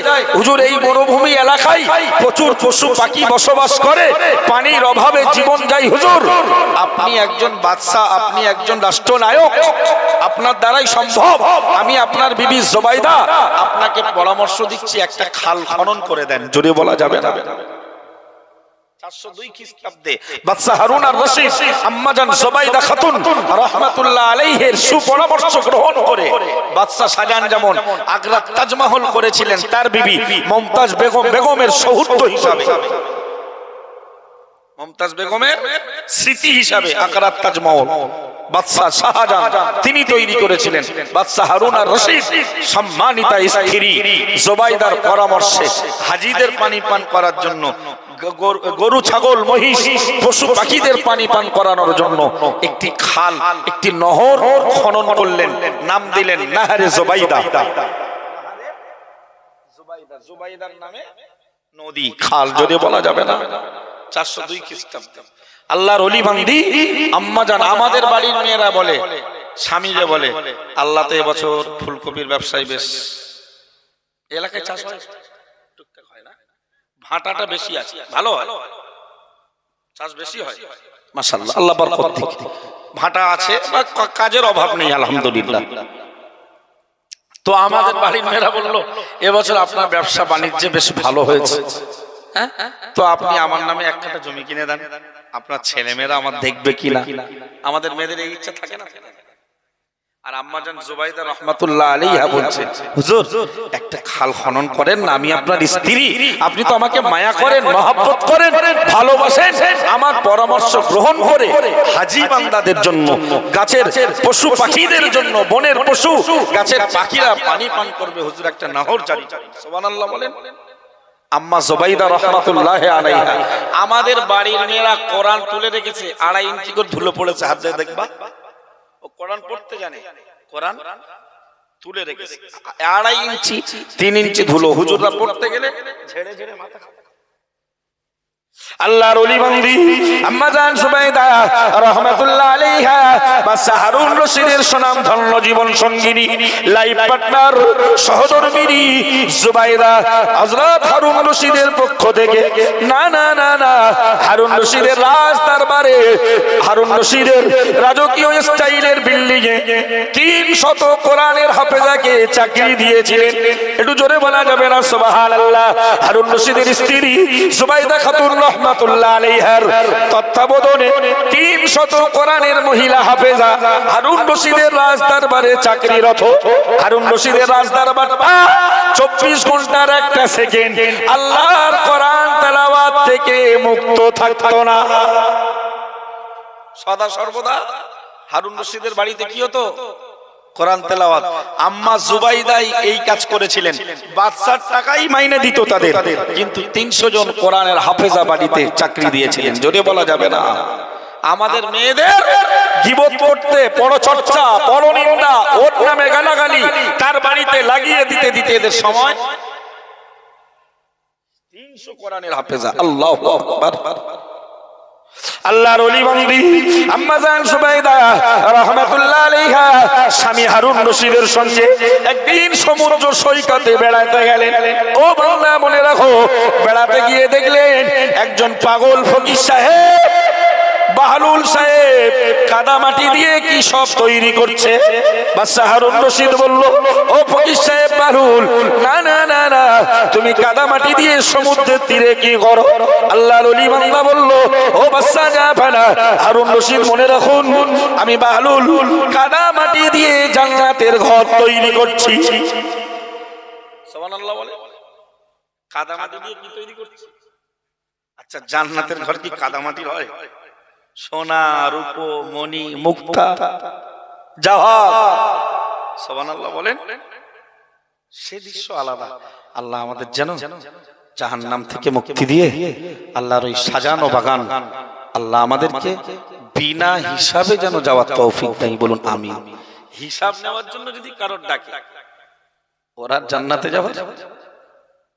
আমাদের মতো এই কোয়ালিটির ইমানদারদের যদি আল্লাহ ময়দানে মাহশারে আদালতের আসামি রূপে ডাকেন, আমরা ওই জন্য আল্লাহর কাছে সবসময় কি দোয়া করবেন, আল্লাহ আমাকে বিনা হিসাবে জান্নাতে দেন। আল্লাহ আমি নামাজ পড়ার মতো পড়তে পারিনি, রাতের আধারে 2 রাকাত 4 রাকাত তাহাজ্জুদ পড়ে চোখের পানি ছেড়ে দেন, পৃথিবীর কেউ দেখবে না। আল্লাহ কোরআন শুদ্ধ পড়তে পারিনি, রুকু ঠিক মতো করতে পারিনি, রোজা রাখতে গিয়ে কত গুনাহ করেছি, আল্লাহ অনেক পাপ করেছি, তুমি মাফ করে দাও আল্লাহ। জোরে বলেন, আল্লাহ মাফ করে দিয়ে কিয়ামতের দিনে যেন আপনি হিসাব নেবার জন্য আপনার আদালতের বিচারালয়ের আসামি যেন আপনি আমাকে বানাবেন না। জোরে বলুন আল্লাহুম্মা আমিন। যদি হিসাব নাই ভাই, তাহলে অবস্থা লাইভ পাইপ হয়ে যাবে, লাইভ। এইজন্য হিসাব করবেন সব সময়, আল্লাহ আমাকে বেহিসাব জান্নাত দেন, আল্লাহ বেহিসাব জান্নাত দেন। বলুন আমিন। আল্লাহর ওলি বান্দি জুবাইদা খাতুন রাহমাতুল্লাহ আলাইহির স্বামী আল্লাহর ওলি বান্দা হারুন রশিদ রাহমাতুল্লাহ আলাইহি তিনি বাহলুল মজজুবকে বললেন, ও বাহলুল মজজুব ফকির সাহেব, সমুদ্রের তীরে কাদামাটি দিয়ে তুমি কি বানাও, কি তৈরি করো? আল্লাহর ওলি বান্দা আল্লাহর মাহবুব পেয়ারা বান্দা বাহলুল মজজুব রাহমাতুল্লাহ আলাইহি জামানার সম্রাট হারুন রশিদকে ডেকে বললেন, ও বাদশা হারুন রশিদ, আমি কাদামাটি দিয়ে জান্নাতের ঘর তৈরি করছি। জুবাইদা খাতুন বললেন, ও ফকির সাহেব, তোমার ওই বানানো জান্নাতের ঘরের মূল্য কত? সুবহানাল্লাহ। বাহলুল সাহেব বললেন, 1 দিরহাম, 1 টাকা। জান্নাতের ঘরটা কাদামাটি, দামও কি খুব কম না, 1 টাকা। কিন্তু হকার চলে গেলে আর পাওয়া, হকাররা নামার সময় বলে দেখাশোনা ফ্রি অফ কস্ট, নেবেন না নেবেন ব্যক্তিগত ব্যাপার, তবে নেবে গেলে পেলেও একটু দাম চড়া দিয়ে কিনতে হবে দোকানে, স্টলে, ঠিক না? হারুন রশিদের স্ত্রী জুবাইদা খাতুন বললেন, হুজুর এই ফকির সাহেব, আপনার এই জান্নাতের ঘরের দাম কত? বলল 1 টাকা। উনি মানি পার্সটা বার করলেন, 1 টাকা দিয়ে ওই ঘর কিনে নিলেন। বাদশা একটা শিক্ষিত মহাপণ্ডিত মানুষ, পাগলের কাছ থেকে কাদামাটির তৈরি জান্নাতের ঘর বাদশার স্ত্রী কেনা, বাদশার মান সম্মান থাকে, কথা বলবেন না? বাদশার স্ত্রী লোকালে ফুটপাতের মানুষের কাছ থেকে কোনো কিছু কেনাই বাদশার আভিজাত্য। ওরা যাবে এম বাজার, ওরা কোথায় যাবে? এম বাজার, বড় বড় শপিং মলে যাবে, এটাই স্বভাব। হারুন রশিদ খুব রাগান্বিত হলেন, স্ত্রীর এই স্বভাব, এই আচরণে তিনি খুব অসন্তুষ্ট হলেন। ওখান থেকে একটু আড়াল দূরে পানে গিয়েছে, গিয়ে জুবাইদা খাতুনকে সেই বকা, সেই শাসন করছেন যে তুমি, আমি সম্রাটের স্ত্রী, একটা পাগল কাদামাটি দিয়ে ঘর তৈরি করছে, জান্নাতের ঘর বলল, তুমি কিনে নিলে আবার টাকা দিয়ে। তোমার এই আচরণে আমি বাদশা হারুন রশিদ যথেষ্ট ক্ষুব্ধ, অসন্তুষ্ট। স্ত্রী দেখলেন আমি যখন ভুলই করেছি, উনি খুব নরম, কোনো কথা বললেন না, স্বামীর কথার উপরে এক পিস কথা চড়ালেন না, জোরে বলা যাবে না, উনি একদম নীরব হয়ে গেলেন। আল্লাহর বান্দা মনে রাখো, সম্রাট হারুন রশিদ রাহমাতুল্লাহ আলাইহি না না না না রাতে বাড়ি ফিরলেন, স্বামী স্ত্রী ডিনার রাতের খাবার খেয়ে ফেললেন, বিছানায় শায়িত হয়ে পড়লেন। ও বান্দা, হারুন রশিদ রাহমাতুল্লাহ আলাইহি ঘুমের ঘোরে স্বপ্ন যোগে দেখছেন আল্লাহ দয়ার জান্নাতে হারুন রশিদ দেখতে পাচ্ছে জুবাইদার নেম প্লেট লাগানো একটি ঘর, জোরে বলা যাবে না সুবহানাল্লাহ। ও বান্দা মনে রাখো, জুবাইদা খাতুনের ওই ঘরটা দেখে হারুন রশিদ দৌড়ানো শুরু করলো, আমার স্ত্রীর নামে জান্নাতের ঘর, আমি বাদশা হারুন রশিদ ওই ঘরটার ভেতরে প্রবেশ করব। হারুন রশিদ রাহমাতুল্লাহ আলাইহি যেই কিনা ঘরটার সামনে দাঁড়িয়ে গেল, ওই ঘরের সিকিউরিটি ম্যান বললেন, sir your identity proof. Sir identity প্রুফটা দেখেন, আপনি দুনিয়ার জীবন পার করে আখিরাতের বর্ডার ক্রস করছেন, আপনার পাসপোর্টটা দেখান, ভিসাটা দেখান স্যার। কি কথা বেরোনে যাচ্ছে না যায় না? দুনিয়ার ভারত থেকে বাংলাদেশ যেতে গেলে যদি এত আইন থাকে, হ্যাঁ, যদি এই দুনিয়া পার করে আখিরাতের জান্নাতে যেতে হয় কত আইন মানবেন? কথা বুঝে আসে না, তাই না? বুঝে আসবে যেদিন শোনা, বুঝে এসে আর কাজ বোঝার চেষ্টা করতে বলছি। বলুন ইনশাআল্লাহ, সবাই বলুন ইনশাআল্লাহ। হারুন রশিদ স্বপ্নে দৌড়েছে, স্ত্রী জুবাইদার ঘরের সামনে লেখা আছে এই ঘরটা জুবাইদা খাতুন। সুবহানাল্লাহ বলেন। ওনা ভাবছে আমি এই ঘরটা ঢুকবো, গিয়ে দাঁড়িয়েছে দরজার সামনে সিকিউরিটি ম্যান বলছে স্যার আপনার আইডেন্টি প্রুফটা দেখান, ঘরের এই প্লেটের সঙ্গে যদি আপনার নামের মিল হয় তাহলে আপনার জন্য দরজা ওপেন হবে, নালে নট অ্যাভেলেবল, ইম্পসিবল। আল্লাহর ওলি বান্দা, আল্লাহর বিখ্যাত একজন সম্রাট বাদশা জাহাপানা হারুন রশিদ রাহমাতুল্লাহ আলাইহি, তখনও তিনি ওলি হননি। ও বান্দা, তিনি রাতের ঘুমটা ভেঙে গেল। স্ত্রী জুবাইদাকে পরের দিন সকালবেলা ডেকে বললেন, হে বিবি জুবাইদা, ঘটনাটা এইরকম, চলো চলো চলো, আজকে আবার সমুদ্র সৈকতে বেড়াতে যাব। ওই ফকির সাহেব বাহলুলের কাছ থেকে আবার একটা জান্নাতের ঘর আমি হারুন রশিদ আমার জন্য ক্রয় করে নেব। একটু জোরে বলা যাবে না সুবহানাল্লাহ? ঘুরতে ঘুরতে ঘুরতে ঘুরতে সমুদ্র সৈকতে গেছে, গিয়ে দেখতেছে অনেক খোঁজার পরে পাগল হারুন বাহলুল মজজুব আবার কাদামাটি দিয়ে ওইসব বানাচ্ছে। হারুন রশিদ তো আজকে খুব মানে পিকআপে আছে, তাই না? একদম বিরাট আনন্দ চিত্তে বললেন, বাহলুল মজজুব ফকির সাহেব কি করো এখানে? বলে আমি কাদামাটি দিয়ে জান্নাতের ঘর বানাচ্ছি। বললো তোমার ঘরের দাম কত? বললো 10,000 দিরহাম। সুবহানাল্লাহ বলবেন না? আগের দিন কত দাম ছিল, আজকে তার মানে ওই আমাদের ভারত সরকারের এখন কি দিতে হচ্ছে ব্যবসায়ীদের? জিএসটি। বাদশা হারুন রশিদ বললেন, ফকির সাহেব পাকামি হচ্ছে আমার রাজত্বে, আমার শাসন আমলে বস করে কালকের জেমানের দাম 1 টাকা, আজকের 1000 টাকা, 10,000 টাকা, পাকামি হচ্ছে।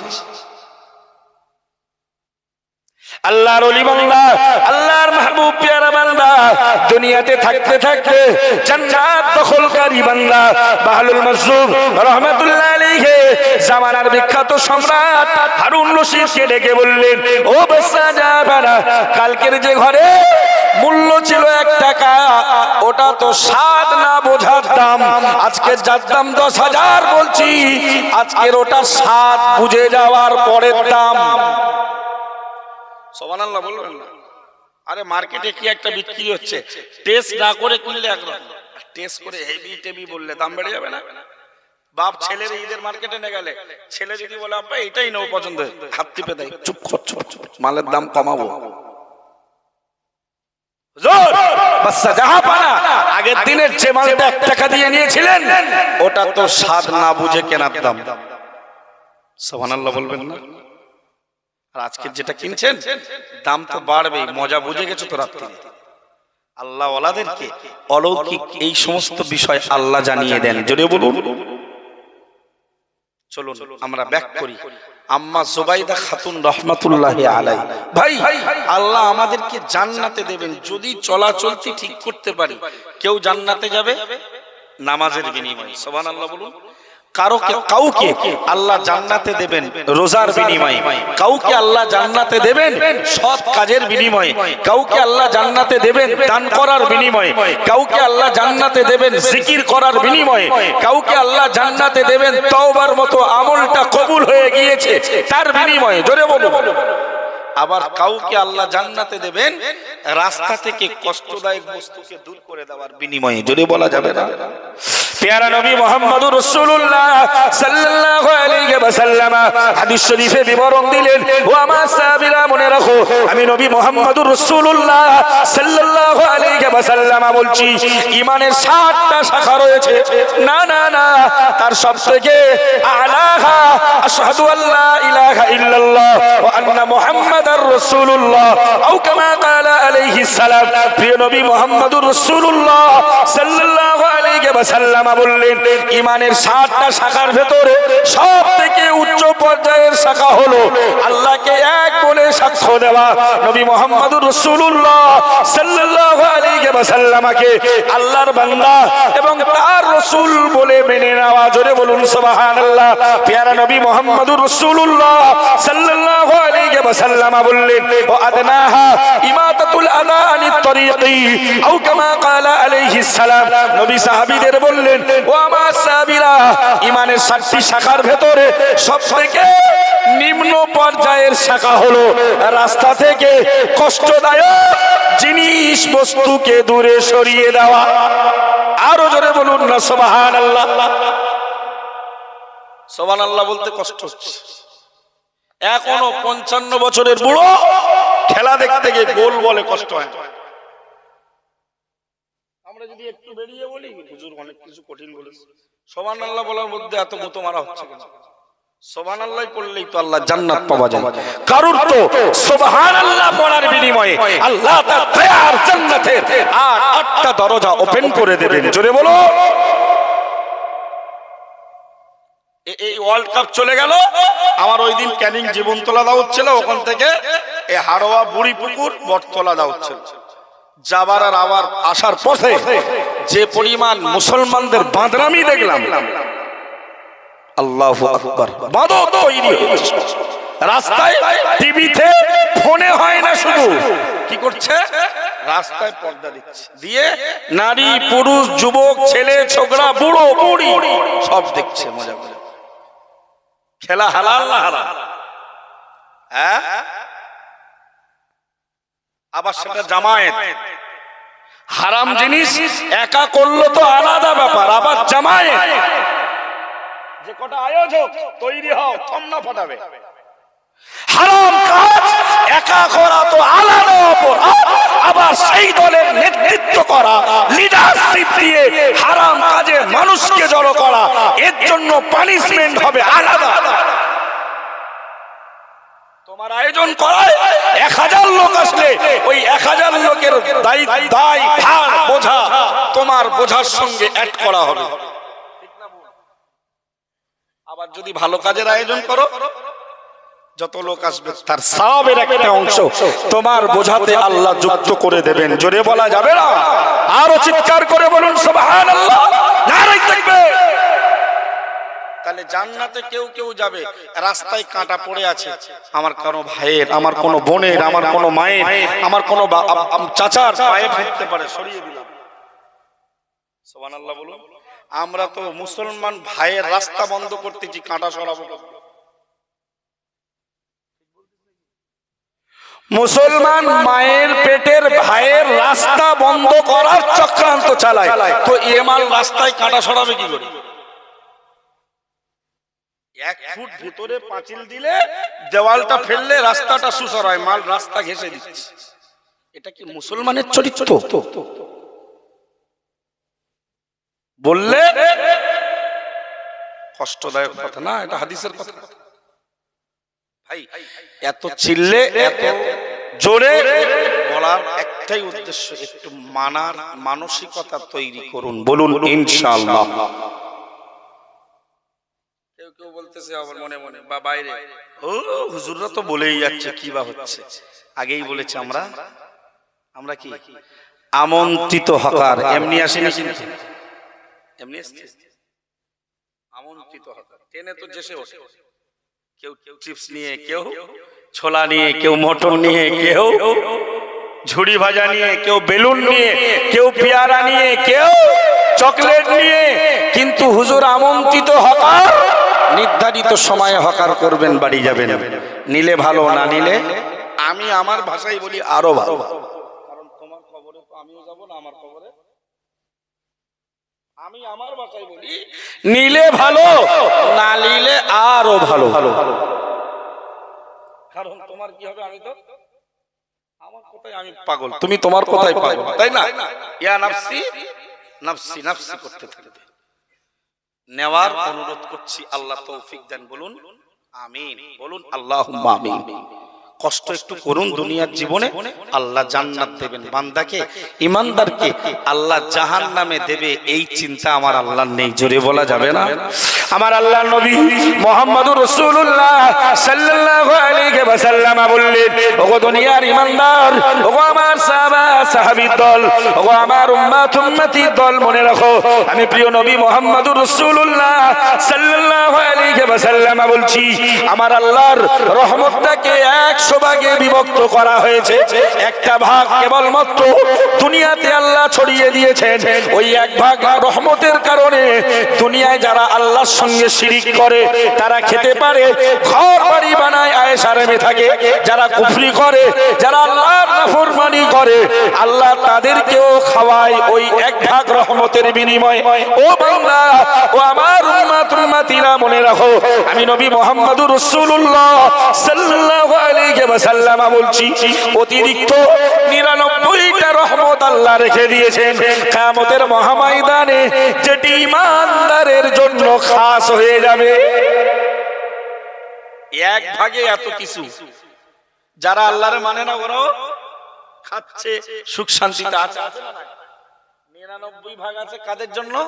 কাফেরের জন্য নয়, মুশরিকের জন্য নয়, ইহুদির জন্য নয়, নাসারার জন্য নয়, বৌদ্ধর জন্য নয়, ঠাকুর পূজারীর জন্য নয়, চন্দ্র পূজারীর জন্য নয়, অগ্নি পূজারীর জন্য নয়, নক্ষত্র পূজারীর জন্য নয়, গাছ পূজারীর জন্য নয়, মূর্তি পূজারীর জন্য নয়, পাথর পূজারীদের জন্য নয়।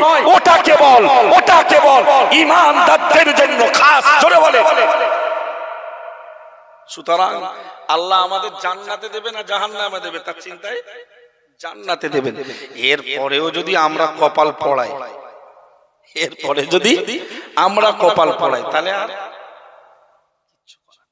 আল্লাহ নবী বলেছেন, আমার আল্লাহর রহমত, ইন্না রাহমাতাল্লাহি সাবাকাত আলা গদাবিহি, আল্লাহর রহমতটা আল্লাহর গজবের অতিক্রম করেছে। জোরে বলুন।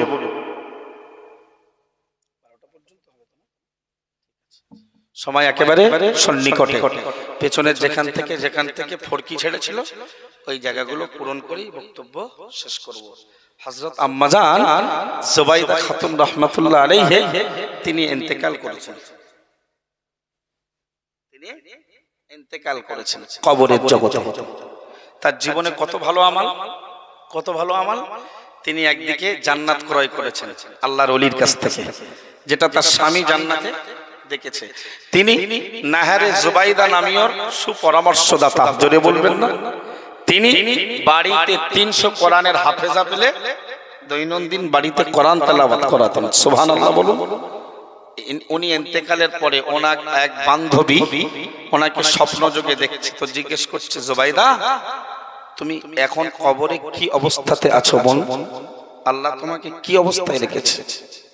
আল্লাহর ওলি বান্দি হযরত জুবাইদা খাতুন রাহমাতুল্লাহি আলাইহা উনি জবাব দিলেন, বোন, আল্লাহ আমারে খুব কষ্ট দেয় না, কিন্তু এখনো জান্নাতের ফয়সালা আমার কিসমতে হয়নি। তবে আল্লাহ জান্নাতে দেওয়ার বাহানা সন্ধান করছে আমার কাছ থেকে। আল্লাহর ওলি বান্দি, আল্লাহ পাকের জান্নাতি বান্দি জুবাইদা খাতুন রাহমাতুল্লাহি আলাইহা, ও দুনিয়ার মা বোনের দল, আপনাকে শিক্ষা দেওয়ার জন্য হেদায়েতের বাণী পৌঁছে দিলাম। আল্লাহর ওলি বান্দি জুবাইদা খাতুন রাহমাতুল্লাহি আলাইহা বান্ধবীকে ডেকে বললেন, হে আমার বোন, আমার আল্লাহ আমাকে ডেকে জিজ্ঞেস করলেন, ও জুবাইদা আমার নেককার বান্দি, আমি আল্লাহ তোমাকে জান্নাতে দেব, বলো এমন কি আমাল রয়েছে যে আমালের বিনিময়ে আমি আল্লাহ তোমাকে জান্নাতে দেব? জুবাইদা, আমি জানি তোমার বাড়িতে 300 জন কোরআনের হাফেজা চাকরি দিয়ে রেখেছিলে, ওটা বৃহৎ আমল, কিন্তু ওই আমলের বিনিময়ে আমি আল্লাহ তোমাকে জান্নাত দিতে পারবো না। কারণটা শুনে রাখো, তোমার স্বামী বাদশা তহবিল থেকে 300 জনকে চাকরির মাইনে দেওয়া কোনো ব্যাপার নয়। জোরে বলুন। জান্নাত হবে। আল্লাহ পাক আল্লাহ নেককার বান্দি জুবাইদাকে ডেকে বললেন, জুবাইদা তার বান্ধবীকে স্বপ্নের মাঝে শুনিয়ে দিয়ে বললেন, হে আমার বান্ধবী মনে রাখো, হে আমার বোন শুনে নাও, আল্লাহ তাআলা আমি জুবাইদাকে ডেকে বললেন, ও জুবাইদা আমি আল্লাহ তোমাকে জান্নাতে দেব, জান্নাতে যাওয়ার আমাল সন্ধান করছি, বলো কোন আমাল রয়েছে যে আমালের বিনিময়ে আমি আল্লাহ আমার দয়ার জান্নাতে তোমাকে পৌঁছে দেব। জোরে বলুন সুবহানাল্লাহ। আমার আল্লাহ ডেকে বলবেন, ও জুবাইদা তোমার সুপরামর্শে হাজীদের জন্য মরুভূমি এলাকার পশু পাখির জন্য পানির ব্যবস্থা করা হলো। 402 খ্রিস্টাব্দে তোমার নামাঙ্করণে নাহারে জুবাইদা বলে একটি খাল খনন হয়েছে। এটা একটি বিরাট সাদকায়ে জারিয়া, বিরাট বড় একটা তোমার জীবনের আমল। তবে জুবাইদা মনে রাখো আমি আল্লাহ ওই আমলের বিনিময়ে জান্নাত তোমাকে দেব না, কারণ তোমার স্বামী ছিল বাদশা, তোমার স্বামী ছিল রাষ্ট্র পরিচালক, তার জন্য তো ওই কাজটা করাই শোভনীয় যথার্থ। জান্নাতের বিনিময়ে পাবে না। বলো তুমি কি আমাল করেছো, আমাকে সন্তুষ্ট করেছো, সেই আমালের বিনিময়ে আমি আল্লাহ তোমাকে জান্নাত দেব। আল্লাহর ওলি আন্দি পরেশান হয়ে চিন্তিত হয়ে জুবাইদা বলবেন, আল্লাহ হে আমার রব প্রতিপালক, আমি জানি না আমার জুবাইদা আর আমার জীবনে তো আমলই নেই, এইগুলোই তো আমার সবথেকে বৃহৎ আমল। আল্লাহ হে আমার রব আমার আর কি আমল আছে আমি যা জানি আপনি তার থেকে হয়তো আমার আর জান্নাতে যাওয়া হবে না, দুঃখ বেদনা। আমার আল্লাহ তাআলা জুবাইদা খাতুনকে ডেকে বললেন, ও জুবাইদা আমার নেককার বান্দি, তোমার মনে না থাকলেও আমি আল্লাহ তো ওমা রব্বুকা বিযাল্লামিল লিল আবিদ, নবী মুহাম্মদুর রাসূলুল্লাহ সাল্লাল্লাহু আলাইহি ওয়াসাল্লাম আমি তোমার রব আল্লাহ বান্দার উপরে জুলুম অত্যাচারী নয়। জোরে বলুন বান্দার উপরে জুলুমকারী। জুবাইদা তোমার মনে নেই তো কি আছে, তোমার এক বৃহৎ আমল, আমলটা ছোট্ট কিন্তু আমার কাছে এত গুরুত্বপূর্ণ ভূমিকা রেখেছে, আমি ওই আমলটাকে কবুল করেছি। জোরে বলুন। তুমি না জানলেও আমি আল্লাহ তো জালেম নয়, অত্যাচারী নয়, তোমার ওই আমলটার বিনিময়ে আমি সন্ধান করেছি তোমাকে জান্নাতে পৌঁছে দেব। জোরে বলুন। আল্লাহ তাআলা তার ওলি বান্দি, ইমানদার বান্দি, বিশ্বাসী বান্দি জুবাইদাকে ডেকে বললেন, ও জুবাইদা একদিন তুমি খানা খেতে বসেছিলে, না না না, জুবাইদা আবার স্বপ্নযোগে বান্ধবীকে শুনিয়ে দিয়ে বললেন, হে বান্ধবী মনে রাখো আল্লাহ আমাকে ডেকে বলল, আল্লাহর ফেরেশতারা সংবাদ দিয়ে বলল, ও জুবাইদা একদিন তুমি খানা খাচ্ছিলে, খানার লোকমা গালের কাছে নিয়ে গিয়েছো, মসজিদে মুয়াজ্জিন আযান দেওয়া শুরু করেছে, আল্লাহু আকবার আল্লাহু আকবার আশহাদু আল্লা ইলাহা ইল্লাল্লাহ, না না না না, ও জুবাইদা সেদিন খানার লোকমা গালের ভেতরে না দিয়ে ফিরিয়ে নিয়ে তুমি তোমার পর্দা, তুমি তোমার দেহটাকে আবরুটাকে রক্ষা করেছিলে, তোমার মাথায় কাপড় তুলে দিয়েছিলে, আমি আল্লাহর নামের সম্মানে তুমি পর্দা করেছিলে, আমি আল্লাহ তাআলা আমলটা ছোট হলেও ওর বিনিময়ে আজকে দয়ার জান্নাত তোমার কিসমতে বরাদ্দ করে দিলাম। বাদশা হারুন রশিদ বলল, হুজুর আরো কিছু নসিহত করুন, আমার পাগলামি যাতে সারে। লক্ষ লক্ষ টাকা ব্যয় করে উজির ওজারা মন্ত্রী পরিষদ সব শিক্ষিত লোক রাজদরবারে চতুর্দিকে, কিন্তু মালেরা তো এরকম কথা আমার কোনোদিন বলিনি। হুজুর খুব খুশি আমি। আল্লাহর ওলি বললেন, কোরআন দিয়ে জীবন পরিচালনা করো, এটাই নসিহত। জোরে বলুন। তাহলে পৃথিবী জুড়ে হচ্ছে কোরআনের বাইরে ওয়াজ, হেদায়েত হবে বলে মনে হয়? হেদায়েতের বার্তা পাওয়া যাবে? পৃথিবী জুড়ে ওয়াজ চলছে, বাংলার বৈচিত্র্য, ওয়াজ মানেই গজল, ওয়াজ মানেই কণ্ঠ, ওয়াজ মানেই সুললিত আওয়াজ, ওয়াজ মানেই কিছু বানানো, কিছু কিছু মানুষকে মুখরিত করা কিছু ঘটনা। ওয়াজ যদি হয় কোথা থেকে হবে? কোরআন থেকে। হাদিস থেকে হবে। হযরত বাহলুল মাজজুব হারুন রশিদকে বললেন, আমার নসিহত বেশি কিছু না, কোরআন যা বলে মানো, যেগুলো ছাড়তে বলে ছাড়ো, এটাই নসিহত। সুবহানাল্লাহ বলে। হারুন রশিদ বললেন, লাস্ট কথা বলছি, একদম লাস্ট কথা। হারুন রশিদ বললেন, হুজুর, তো আমি খুব খুশি হয়েছি, আমার জীবনটা পরিবর্তন হবে, আলহামদুলিল্লাহ বলে। তো আপনি আমার কাছে কিছু চান, আমি আপনাকে কিছু হাদিয়া করব।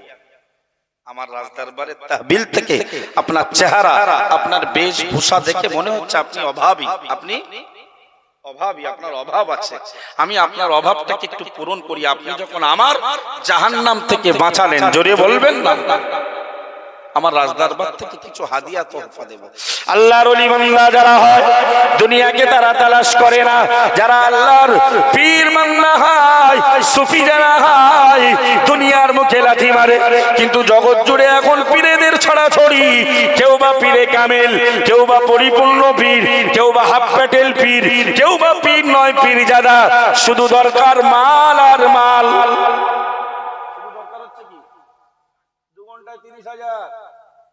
দেড় ঘন্টায় 16,000 এ পীর হবে তো?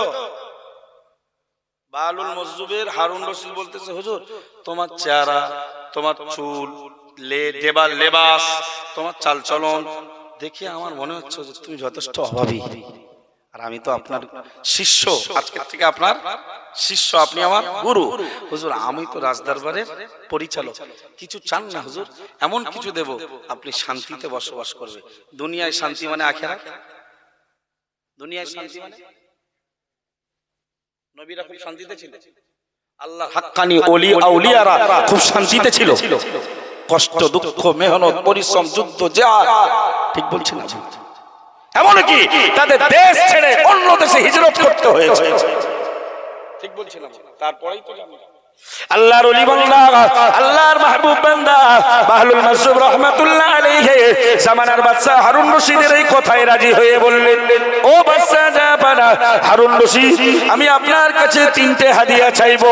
এক নম্বরে তুমি মনে রাখো, না না না না, আল্লাহ তাআলা আমার যে হায়াত দিয়েছে, জীবন দিয়েছে, আমি তার থেকে একটু বেশি বাঁচতে চাই।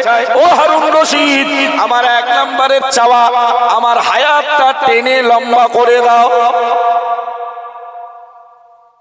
বললো যে 1 কোটি টাকা দাও, আমি তোমার নসিহত করতেছি, ওয়াজ করতেছি, আমি তোমার বড় হুজুর, তোমার অন্তরের পরিবর্তন করা আল্লাহ সুযোগ দিয়েছে।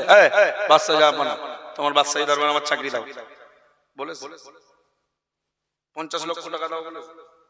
তাহলে হুজুর ওই বংশের, সেই বংশের দাবি করবা, অথচ অত মালের নেশা থাকবে কেন? এ কি হুজুর হওয়ার যোগ্যতা রাখে? মুজাদ্দিদে জামান চেয়েছে কোনদিন? পীর আল্লামা রুহুল আমিন রাহমাতুল্লাহ আলাইহি তার জীবনে কোন নজির আছে চেয়েছে? বরং চাওয়াকে হারাম বলে গেছে। জোরে বলবেন না? আলেমের ইলম আর পীরের পীরত্ব জানো বিক্রি না হয়ে, খয়রাত পাওয়ার উদ্দেশ্য জানো, দাদা পীর কেবলার ওসিয়ত নামা 16 নম্বর, পীরের পীরত্ব, আলেমের ইলম জানো, খয়রাত পাওয়ার উদ্দেশ্য না হয়। কার লেখা? আল্লামা রুহুল আমিন রাহমাতুল্লাহ আলাইহি। বাহলুল মাজজুব বলতো, হারুন রশিদ, 1 নম্বরের চাওয়া একটু জীবনটা, ভাই শর্টে বলছি, 1 নম্বরের চাওয়া আমার হায়াতটাকে একটু বাড়িয়ে দাও। 2 নম্বরের চাওয়া, উনি বললেন আমি পারবো না। শেষ করব? কিছু বলছেন ভাই? কিছু বলছেন? বুঝতে পারছি না। 1 নম্বরের চাওয়া বললেন, আচ্ছা আপনাদের অসুবিধা হচ্ছে না তো? 12টা পর্যন্ত সময়, বললে শেষ করে দেবো কিন্তু। ভাই কি করবো? আপনারা বললাম শেষ, আমি আধ ঘন্টা আগে বাড়ি যাবো, আমাদের সকালে ক্লাস করবো আলহামদুলিল্লাহ। এই টাকা বলে শেষ করি। সবাই রাজি আছেন তো? কেউ ব্যস্ত নয় তো?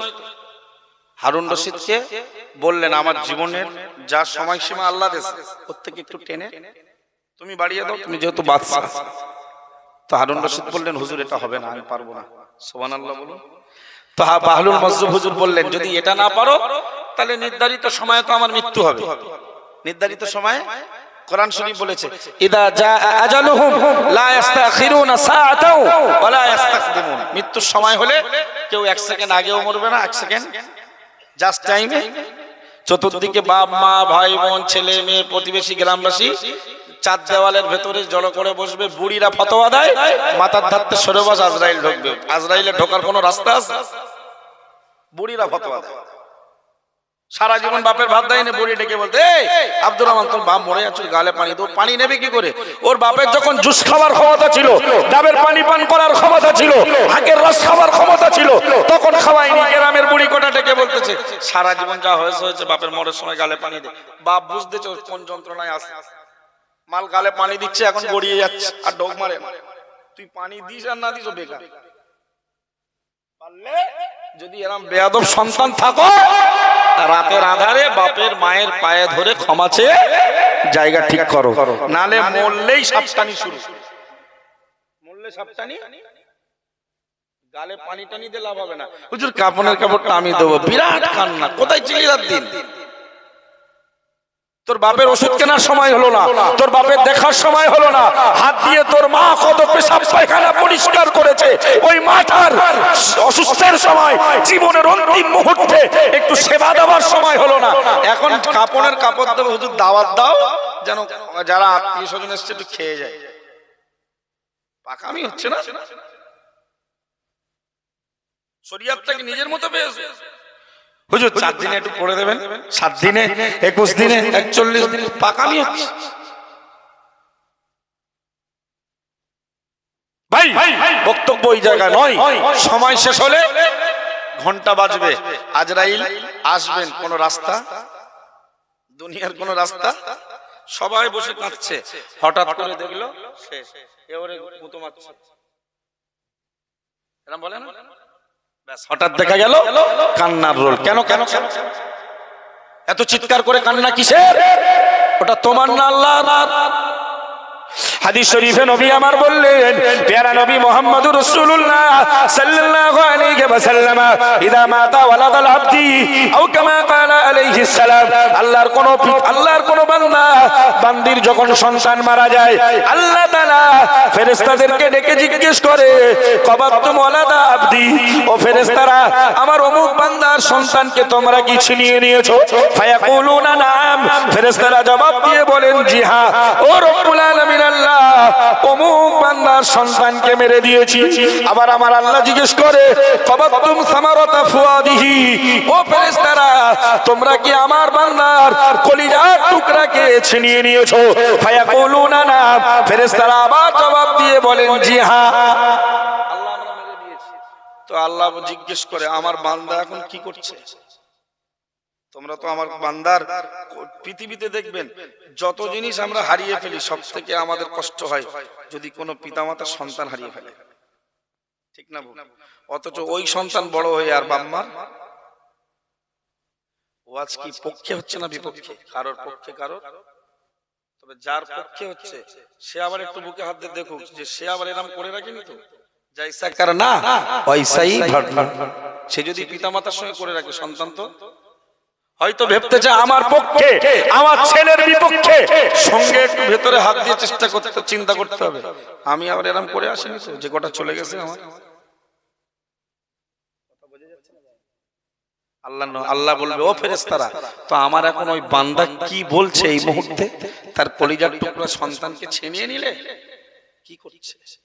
আল্লাহর ফেরেশতারা জবাব দিয়ে বলবেন ও রব্বুল আলামিন আল্লাহ হামিদাকা, আপনার বান্দা আপনার প্রশংসা করছে, অস্তারজা ইন্না লিল্লাহি ওয়া ইন্না ইলাইহি রাজিউন করছে। জোরে বলুন সুবহানাল্লাহ।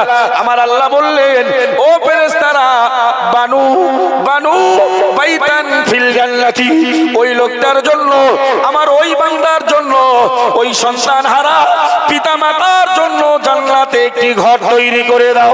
একটু জোরে বলুন সুবহানাল্লাহ। ওয়াসাম্মুহু বাইতুল হামদি, আর ওই ঘরটার সামনে লিখে দাও বাইতুল হাম, প্রশংসার ঘর। বিশাল আর্তনাদ করে মানুষ। ভাই আজরাইল ঢুকলো কেউ জানতে পারলো না, পেরেছে? তাহলে হযরত বাহলুল মাজজুব বললেন, যখন প্রথম দাবি পালন করতে পারলে না হারুন রশিদ, দ্বিতীয় দাবি, তোমার সৈন্যবাহিনী আছে, ফৌজ আছে, পুলিশ আছে, প্রশাসন আছে, তোমার সিকিউরিটি আছে, তোমার ওই সমস্ত আমাদের কি বলে ওদের যুদ্ধ জিহাদের ময়দানে যারা যায়, বা ওই সেনা আছে, তোমার কি আছে, সেনা আছে, ফোর্স আছে, কি আছে, ফোর্স আছে। তুমি ওই সবাইকে নিয়ে যখন সময় বাড়াতে পারবে না, তো নির্ধারিত সময় আমার মৃত্যুর স্বাদ গ্রহণ করতে হবে, ওই সময় আমাকে তুমি ওই সেনাবাহিনী অস্ত্র শস্ত্র সব নিয়ে আজরাইলের কাছে একটু লড়াই করে আমাকে মৃত্যুর হাত থেকে বাঁচাবে। টাকা চাচ্ছে, হুজুর মাল চাচ্ছে। হারুন রশিদ বলতে মাল চাও, হুজুর চাচ্ছে, হুজুর হলে মাল চাইবে, যদি পাই সন্তুষ্ট হবে, ওটাই ঠিক না ভুল বলে? এইটা আমরা অল ইন্ডিয়া সুন্নাতুল জামাত বলি, খুব খারাপ। বাহলুল মাজজুব বললেন, সেনাবাহিনী ফোর্স সব এনে একটু আমার মৃত্যুর হাত থেকে বাঁচিও। বলল হুজুর এটা আমিও এটাও পারবো না। আল্লাহর ওলি বান্দা বাহলুল মাজজুব রাহমাতুল্লাহ আলাইহি এবার হারুন রশিদকে ডেকে বললেন, ও বাদশা জাফানা, যখন হায়াত বাড়াতে পারবে না, মৃত্যুর কবল থেকে বাঁচাতে পারবে না, আমার লাস্ট চাওয়া, আমার লাস্ট আশা হলো, যখন আমি ইন্তেকাল করে যাব, আল্লাহ তাআলা কিয়ামতের মহাময়দানে হিসাব কিতাব করে আমল অনুযায়ী কাউকে জান্নাতে কাউকে জাহান্নামে দেবে। না না না না না, আমি বাহলুল আল্লাহর গজবের জাহান্নামের আযাব সহ্য করতে পারবো না। ও বাদশা জাফানা, আমি জান্নাতের অভাবী, আমাকে অভাবী মনে করেছো, তোমার টাকা পয়সা, অর্থ সম্পদ, শক্তি সামর্থ্য রয়েছে। ও বাদশা হারুন রশিদ, কিয়ামতের মহাময়দানে আমি ইন্তেকালের সাথে সাথে আল্লাহ দয়ার জান্নাতে পৌঁছানোর দায়িত্ব নাও। হারুন রশিদ বলবে, কি বললেন, এটাও পারবো না। হুজুর বললেন, যখন তুমি কিচ্ছুই পারবে না, সব পারে আল্লাহ, তুমি বাদশা টাদশা কিচ্ছু না, কোটিপতি ধনী টনি নও, তুমি এক প্রকৃত বাদশার গোলাম। জোরে বলা যাবে না? হারুন রশিদের টনক নড়লো, পীর সাহেবের হাতে বাবাত হলো, সবক নেওয়া শুরু করলো, রাজদরবার ছাড়লো, দুনিয়া ভুললো, আল্লাহর ওলিতে হারুন রশিদ পরিণত হয়ে গেল। বক্তব্য ইতি করছি, ভাষাগত ত্রুটির জন্য ক্ষমা প্রার্থী। শরীয়তের মানদণ্ডে আলোচনা করতে গিয়ে কোরআন হাদিসের তথ্যগত, ব্যাখ্যাগত, তেলাওয়াতগত ভুল ত্রুটি হলে আল্লাহ দরবারে ইলাহিতে ক্ষমা প্রার্থী। আল্লাহ ক্ষমা করুক, বলুন আমিন। আরো জোরে বলুন আল্লাহুম্মা আমিন। অল ইন্ডিয়া সুন্নাতুল জামাত।